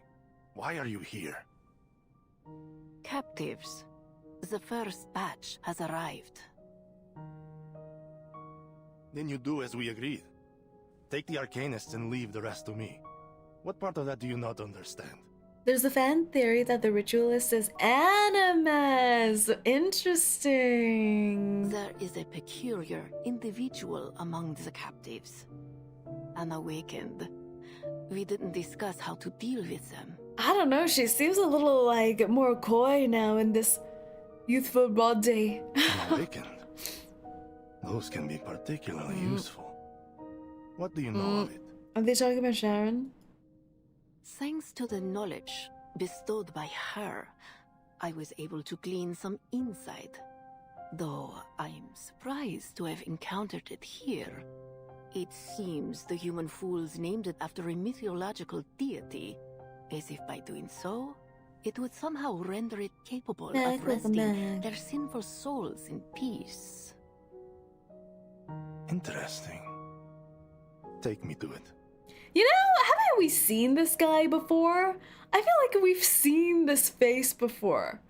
Generic bad guy face number 4.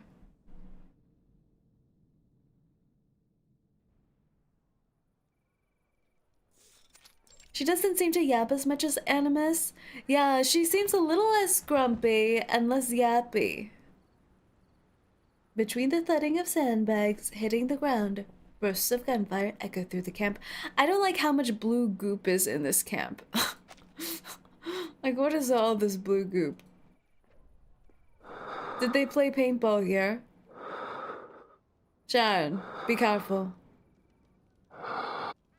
Having already given his life to the tragedy of this age, Sharon has already sensed what is happening around him. He wants to leave, but cannot move.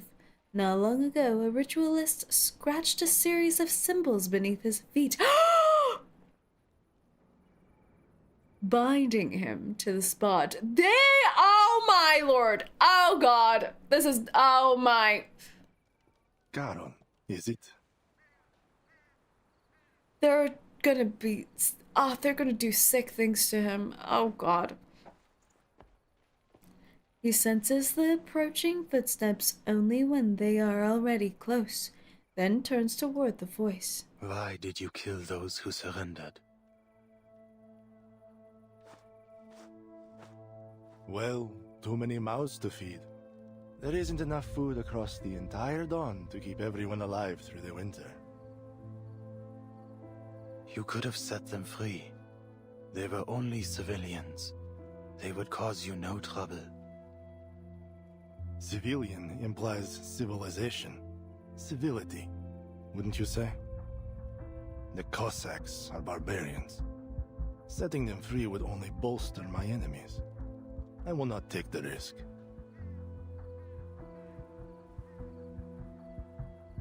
Sharon lowers his head in silence. It seems there are no words left in him. Intriguing. Just as the ritualist said. Tell me, are you able to foresee a man's death? I hope he says, I can see yours, 𝐒𝐡𝐚𝐭. The shadow of death lingers over these grasslands. Countless will die in a killing driven by starvation and hatred. That is what brought me here. 𝐒𝐡𝐚𝐭 looks off to the edge of the camp, where the yellow pasture grass bows gently on small rises. Gunfire crackles again, along with the sound of something crashing to the ground. A shadow, you say? I see a man walking the grasslands, the dead nourishing the soil. He stands amid a bountiful harvest. I am that man. Is that his supervillain speech? Okay. Your shadow of death means nothing. What I need is a precise prophecy, one for a single man. For me. I cannot do such a thing, nor is there any desire to. I am offering you a chance, Awakened. Serve me and my army, and I will spare you the ritualist's hand. Not even his yaoi lover got to have immortality. Ritualist? And look at you. You aren't even looking to kiss him. You think you're gonna get it, buddy? Krutov gestures towards the binding ritual beneath Saerin with his chin. This is her work. She tells me you dispelled another incantation cast by her kind on a human soldier. She's desperate to tear you apart and see how you did it. Some special arcane skill, she claims. This is freaking me out a little bit, though. This reminds me of Full Metal Alchemist when Alphonse gets captured. Trust me, what she will do to you is one thing you do not want to foresee. And they try to peel off the seal from his armored body. Manus Vindicte. Ah, so you can see some specifics. Stop it, Shockwolf! Stop it!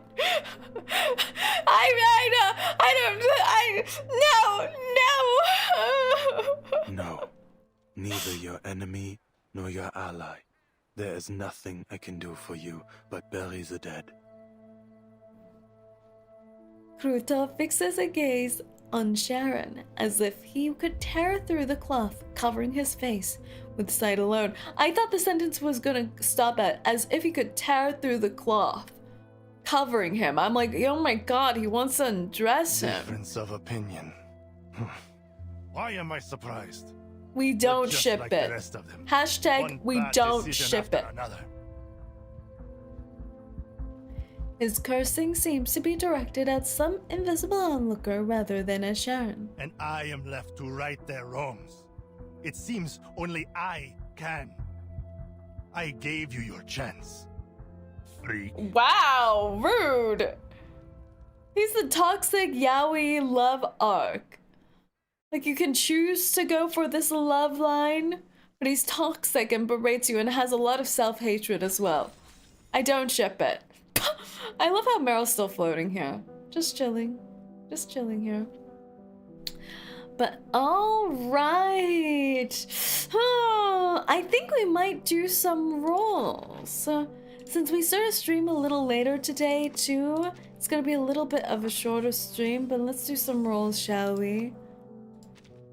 Eberhard be missing out. I really, really want Eberhard to be awakened and them to have some weird awakened love yaoi together. Like, wouldn't that be perfect? Ah, they were so perfect.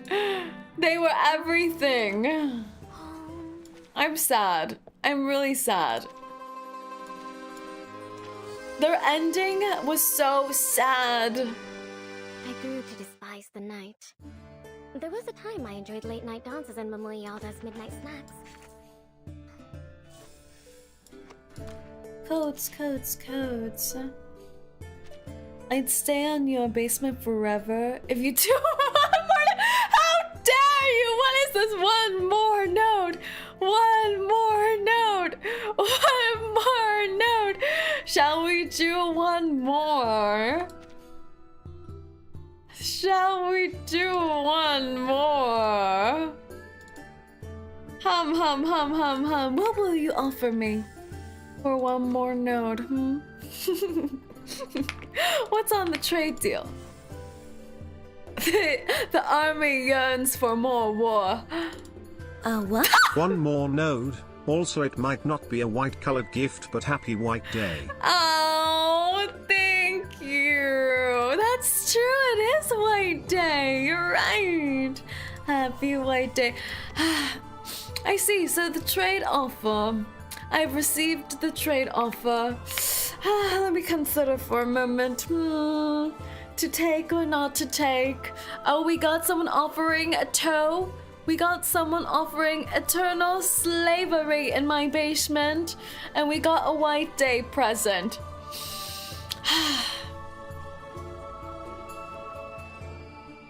This is an acceptable trade. Deal. What is White Day? I think it's mostly celebrated in Japan, but it's 1 month after Valentine's Day, where if someone gifted you something on Valentine's, then you do a return gift on White Day. It's cute. Alright. Don't forget your promises, everyone. I'll be waiting for this toast to be delivered to my P.O. box. Note 5. Strange gazes. Soldiers, heads lowered, lips sealed with orders.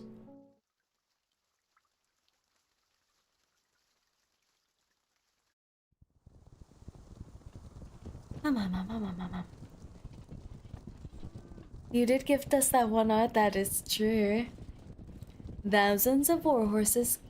Oh, thousands of war horses carrying fully armed cavalrymen travel to Tamarovka. You heard, Carol? A Foundation big shot's coming to the village. That's a first. Oh, it's Verdun. Big shot? Who? Meryl unconsciously reaches for her mask, suddenly realizing that she lost it during her escape. They built in lore about her mask. I like that. But the commander needs to welcome them personally. Forget it. None of our business. He's still ooh-ooing at her. Natash! Huh? She's not interested in meeting your aunt and uncle. As they pass a nearby house, Sergei seems to spot an old acquaintance in a doorway. He leans forward to greet her, but she shuts the door in his face! Is this a failed old flame? What is this? The hostility radiating from the onlookers in every direction makes Meryl want to curl into a ball. Sergei. What are these vibes? Isn't this your hometown? What are these vibes? Why are they staring at you? What are these vibes? We're getting so much lore from Sergei. Was he a playa? What is this? Does every available female bachelorette hate him? What is this? What is this? I don't know. It's not like I've made that many enemies. Just one or two at most. What's wrong with you, Sergei? Anyway, let's go meet my uncle. See that house with the iron sheeting? That's our home. Meryl curious the cutest. Meryl follows his finger to a house with a blue iron sheet roof. A man holding a cane stands in the yard. Sergei takes off his hat and excitedly waves it in the air. The old man only strikes the ground with his cane. His heavy blink seems to say, "Don't start, boy." What's going on? Maybe something happened. Shall we go ask him? Sergei never expected his return home to be so dispirited. His uncle pulls him aside. Meryl falls behind. What's wrong, Dядя Pietro? You tell me, did your commander say you'd fight those bandits or not? Of course. When? That I don't know. It's a military secret. Word is you're going to the city, the lot of you. So, where does that leave the rest of us, The villagers need protecting too. They think he's abandoned them. The young man can't think of an answer. He can only stand in awkward silence. The uncle sighs and grips his nephew's shoulder hard with a slim yet powerful All right, hand. Seriosa, I understand. Everything's packed and ready to go. Come, we're leaving to your cousins in Petrovka. Dядя Pietro, could you just tell me what's going on? I'm not deserting Zeno. Yeah, plus we have families we need to feed. It's alright. You don't need to. Sergei shakes off his uncle's hand. The old man's neck flushes red with embarrassment and anger. He turns and glances at Meryl. It's fine. She's a friend. Friend. The cavalry is leaving us here to die, and the I refugees miss from them. upstream. You They said should there are have tens of nothing to thousands of miss. bandits up We there. are your family now, Shockwolf. We are your family now. I don't know where they all came from, but your cavalry's nothing compared to that, right? You'll never fight them all off. And keep this quiet, but the Kolduni left and joined the bandits. Oh. Что? They said they'd punish anyone who stands with the cavalry when they return. Oh. He watches the cavalry corps soldiers passing by the village If you entrance. can't fight them off, they'll burn the village to ashes. Oh. So, are you coming with us? Yes or no? This is getting troublesome. Guys, I'm leaving the basement and joining the bandits. When I get a hold of you, I'm gonna string you up in the courtyard and dismember your little toes. A small group of reinforcements makes its slow advance across the grassland. A transport team carrying guns and artillery rumbles close behind. That must be the commander of the Xeno cavalry beside Oh, Sonetto! The cavalry corps officers awaiting them ride out to the head of the team to guide them to their destination. Before the commander can reach them, an old friend steps forward to greet the timekeeper. Capitan, Oh, they're all why did the Foundation together! send you here? Capitan! Isn't exactly the safest place in the world right now. I applied for it. There's something I need to find in Beregrad. Don't give me that look, Lilia. Madam Z approved it. All right, what Z says goes. I'm glad to see you safe and sound, Miss Lilia. Your message had us worried. Huh. The Foundation seriously needs to update their communication devices. At least make them bulletproof. The commander approaches as they chat. Everyone needs a Miss Radio. Oh. Commander Ivan. It's a pleasure to meet you. Ivan? If you could, Not Ivan. a brief walkthrough of the situation in Beregrad and the surrounding areas would be most helpful. Can you imagine debriefing a teenager? I just perpetually think Verdon's like 13 or something. Of course. You have a military... Tell me, a decorated military officer here, Commander Ivan, debriefing 13-year-old Verdon, who's at the same time a higher rank than you. Isn't Verdon a higher rank? The commander's eyes settle on the small detachment within the reinforcements, about 100 soldiers strong, led by a red-haired knight. Marsh! The knight notices him too. She dismounts and steps forward. Vice Admiral Burakov. I am the medic of the Foundation Special Unit 12. Behind me are the soldiers Squad returning 12. from the front lines and our field medical team. Look at her! She's so pretty. I love the rendering in her eyes too. Cause like they're such pretty blue eyes, but they look like they've seen so much. Right? There's something about them. Like she's staring straight through you. I love her Every outfit one of here. them is willing to enlist in the cavalry and join the fight against the bandits. The same Pavlov patch too. It kind of seems like a pseudo Red Cross kind of symbol, doesn't it, for the medic squad? Good to know. Zappa Hollow, yeah, something like that. Go to Colonel Sabina Sternova. You will see your men settled. Yes, Commander. The knight leads the special unit away. Follow me, if you will, timekeeper.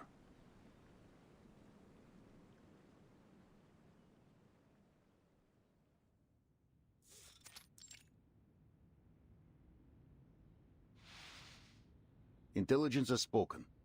The scattered bandit forces are converging upstream of the Dawn. They carry Xeno weaponry, though their identity is yet unknown. Most likely, this is Igor's doing, though we've kept clear of them thus far, as headquarters ordered. Villages have been plundered. Many have fled downstream, yet most cling to their I don't know, homes. do we think it is Igor? We haven't seen him yet. And why would he be part of a bandit squad? The commander lifts his eyes from the map, still deep in thought. Xeno has ordered the cavalry station in Beregrad until your mission is complete. We ride at dawn. There's Many of the Krutov, cavalry are yeah. locals from the era. What do they think of Igor? What happened in Sao Paulo is classified. To them, Classified, we were there. we do have a controlled route to the city, but, timekeeper, are you certain you wish to enter? The rebels could strike at any moment. Yes. I'll complete my mission quickly. Hopefully before any conflict arises. I see. Then tell me the details of your mission. We're looking so for that I may details learn of our mama. There's a place in the city called the Amber Room. It's said to hold an important clue about the storm. The Amber Room. Does it sound Reminds me familiar of at all, Marvel Commander? Red Room. Not the Antarne Komnata in St. Petersburg, I presume. They're a long way off from there. Then no, can't say it does. It seems I cannot aid you much in this. The commander pauses, then asks the question that's been gnawing at him since the Timekeeper's arrival. Timekeeper, may I ask, besides your storm investigation, are you also here to deal with the Golden Famine? They need food! They should have brought Verdun in here with like a satchel of sunflower seeds. No, they should have had them bring 𝐒𝐡𝐚𝐭 with them to grow sunflowers and have sunflower seeds to feed everyone. We tried ourselves. 𝐒𝐿𝐿 Have little experience in arcane matters. We couldn't unearth the root. He would be perfect. Bring the sunflower child to the war zone.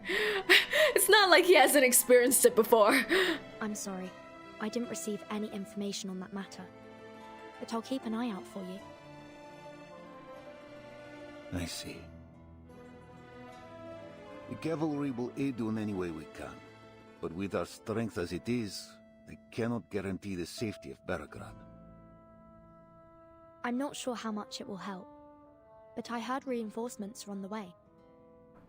The newly formed Flying Witch Company will arrive soon. The Flying along with a Witch new Company? broomstick for Lilia. The Flying Witch Company? Lilia suddenly perks up. Xeno reformed the Flying Witches. No. This unit belongs to the Foundation. There's gonna be other flying witches like Lilia? Committee member Irenai asks if you'll serve as its temporary captain. What do you say?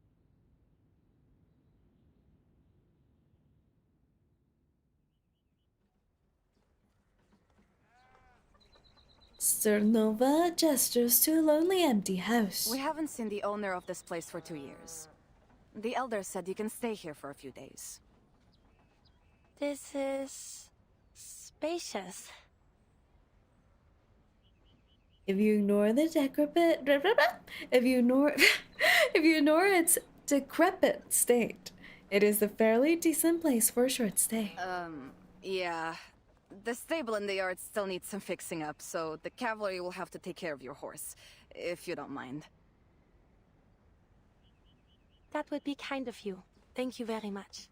Sound it out. No yes, big deal. yes. A, What's one B, more C, horse to D, E, F, G. Cernova hands the key to Marcia and leads her horse away. No! Don't summon the Just as Marcia is about to slip the key inside the lock, a rustling sound catches her attention. Is that a rat? Not the sound a rat would make. A small black shadow vanishes behind the once leafy elm in the corner of the yard. Is it her girlfriend? Or a Okay, child maybe from not. the village? Never mind. I need a rest. She hears it again. She looks over to the same spot. Who's there? Girlfriend? Girlfriend? Girlfriend? Girlfriend? From behind the elm, a head peeks out, briefly meeting her eyes. Oh! Meryl? This time the shadow doesn't hide itself behind the tree but disappears in the glow of an arcane skill. Vanished? Just like that? A rat? This could be a threat. Marcia draws her weapon and moves towards the fading arcane light. A shadow flashes past once more. It's say how dare you! I'm not rat-like! I'm a fearsome hellhound, remember! Remember! A person sneaking in the shadows around the cavalry station. Suspicious, to be sure. A spy, perhaps? I do like cheese, but that's not proof. That's not a valid proof admissible in court, okay? Turning, Marcia stares intently. Are my eyes playing tricks on me? What was that? Is that a fiddler crab? On the dawn step? Your tail is very rat-like. My tail is very respectable. Very aristocratic even. Very, very high class.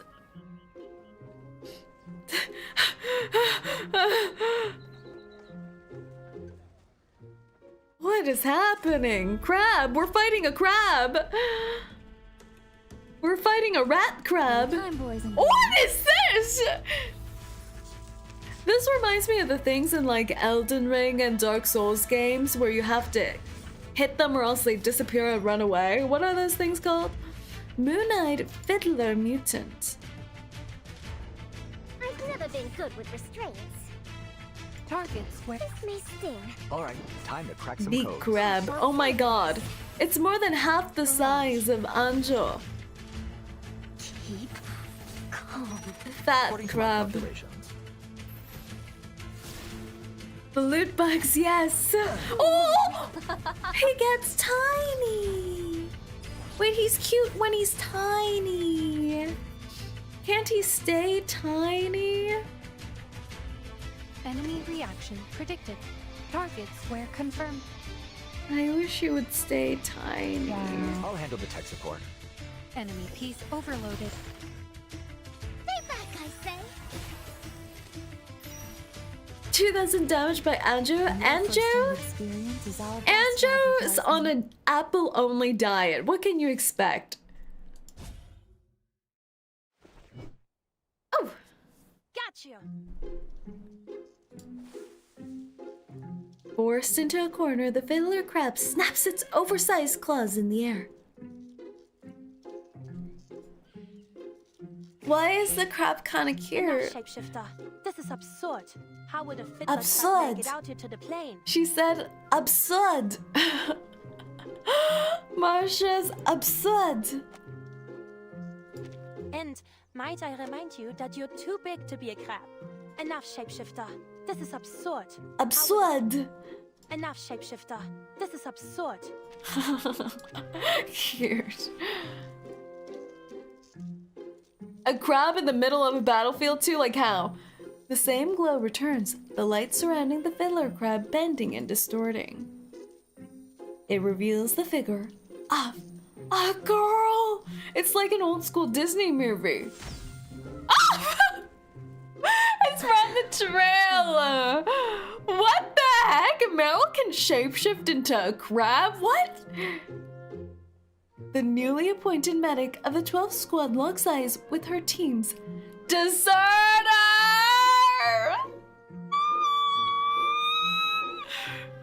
Oh god. Nice to see you again. Oh god. Isn't being a deserter like punishable by death? Like she's committing war crimes, isn't she? How did you... Well, to be fair, she was just following in the lead of Marcia's lesbian lover Sentinel, who also loves deserting her army, so, you know. Marcia steps forward. Caught at last, Meryl squats down, covering her head with both hands. She's doing the thing where if I don't see you, you don't see me. Oh my gosh. You mean to say you plan to stay here until the war is over? Well, I don't really have much choice. At least with the cavalry, I won't starve. And if the storm comes, what then? Didn't think that I'll far. be fine. I took an equilibrium umbrella with me. Oh, that's smart. And maybe in the next era, I'll find a safer place to stay. One girl and one umbrella. Her face sinks. Oh no! I lost it when the bandits chased me. Marcia with the angry brows. Oh, whoa. The knight grabs her face with both hands, pressing her cheeks tight together. To be fair, I would do the same thing. She looks so squishable. She looks so squishable. This is serious, Meryl. Do you have any idea what they do to the surface? Do you think hiding with Xeno will prevent the Foundation from finding you?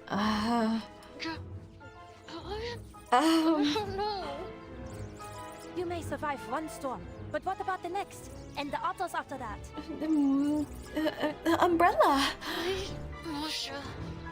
How will you know which era the storm will take us to next? Wait, the little crab just doing donuts. Honestly, what am I to do with you?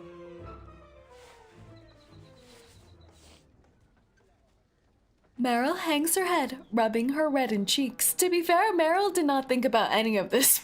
So, Meryl deserted, went to Antarctica, came back, and was like, yeah, I'm just gonna umbrella out of this era. I heard the timekeeper was going the same direction, so we met on the road and traveled the rest of the way together. Now that I have arrived, 𝐒𝐤 has requested I stay by the timekeeper's side until she completes her mission. Then I'll return with her.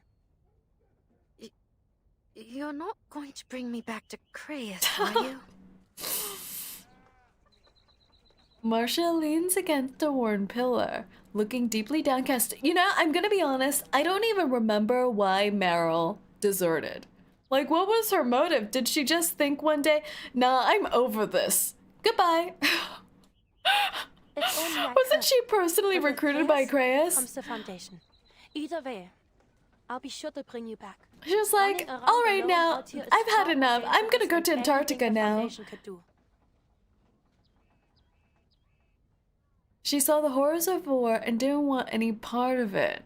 Not scared after the trench war and she ran away, I see. Okay. That's understandable. Does anybody else here know you, aside from The fact that she ran away with Sharon, though, is the most ludicrous thing. Like, you're scared of war and you run away with this guy? The guy who's always heading into war zones to collect bodies? No. The image of the young Foundation big shot appears in Meryl's mind. She shakes her head, trying to erase those gray eyes from her memory. I know the timekeeper and Lieutenant Lilia, but I don't think they know me. But Sonetto, Verton's assistant, I'm not so sure. We were classmates for a few years, but we didn't talk much. Boy. I see. Stay close with me then, and don't let Sonetto see you. But Sonetto's cute. Can you imagine the cuteness of Sonetto plus the cuteness of Meryl? Paravian and I may be able to plead your case. Paravian! That's right, he's still here. Run away. Not again.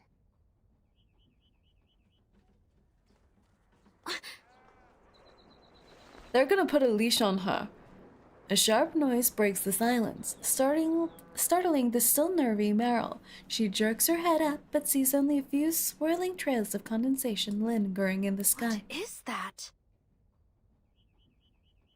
Marcia looks up too, but she shows no sign of alarm. Did you think Paravian died? No, but I feel like the trap that a lot of games fall into is that the playable characters just end up going on solo missions, and the NPCs of the past are forgotten. So it's kind of rare for the NPCs to trail along, but it's better for the world building. It's the Foundation's flight unit. They're here. I thought we would have just forgotten about Paravian.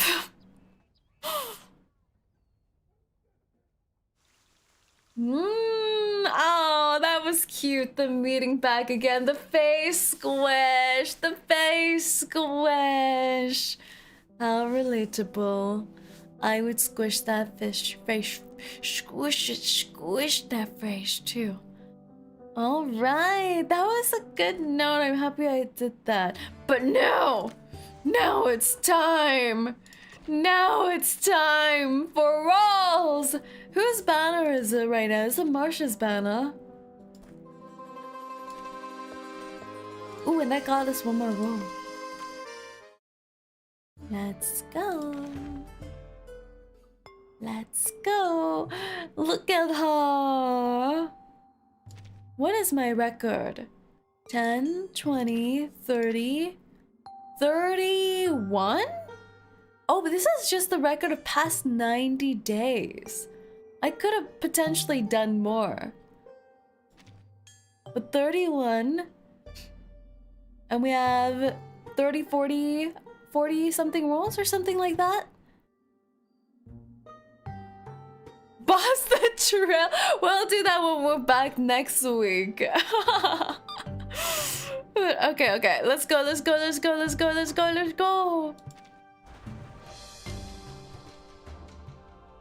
La.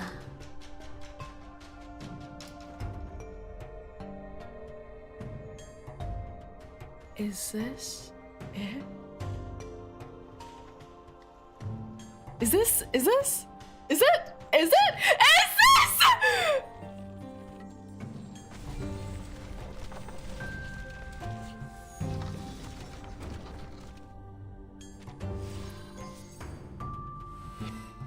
Beast. This suitcase of yours. Yet inside it is a place of joy and comfort. This alone fills me with wonder. Nice! 50-50 win!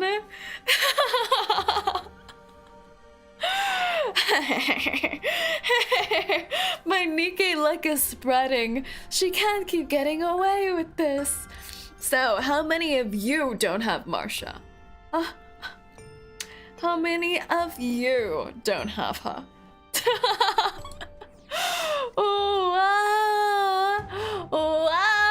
Wait, both of her outfits are so good. Both of her outfits are so good.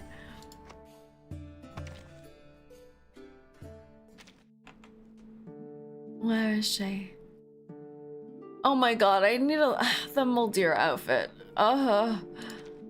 She's so pretty. Music to my ears. As a medic, you know what footsteps can signify.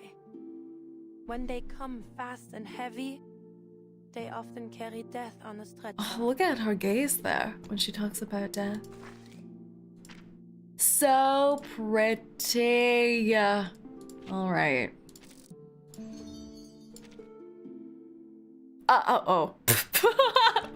Why do I have nothing? You're Nautica? Hello, Insight One Nautica. Why do you want her to go into battle so bad? She should enjoy her childhood. Let her be regular Nautica for a while longer. I swore to defend the weak and the... Who does Marsha pair well with? Is she a healer? She should be, right? She's a medic.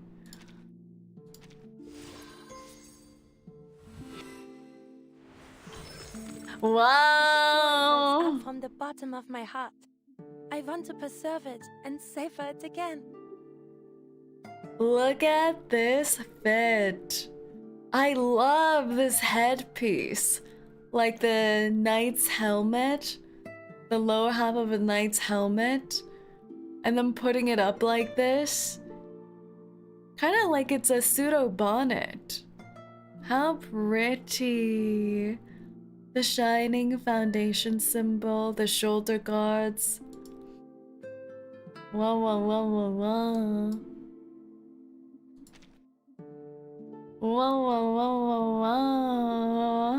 She's got a full cape in the back now too. Pretty. Give Nautica her chimera freedom? No, I want her to be stuck in the phase where she's still eating the algae flesh of her comrades. But alright, there we have it. The first 5 nodes of 3.3. Today's a little bit of a short stream. A little bit of a shorter one because it's getting a little bit late for me, but we'll be playing some more next week.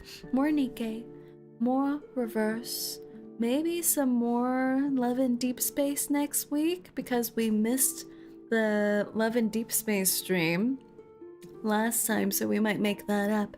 But yes, keep your eyes peeled for next week's schedule.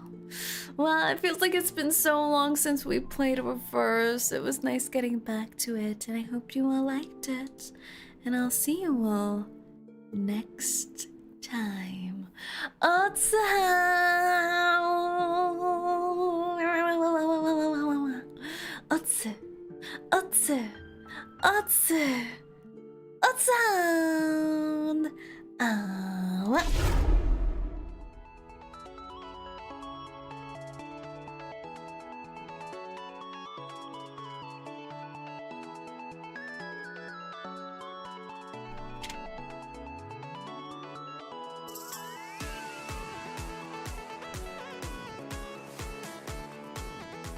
The outfits. The outfits.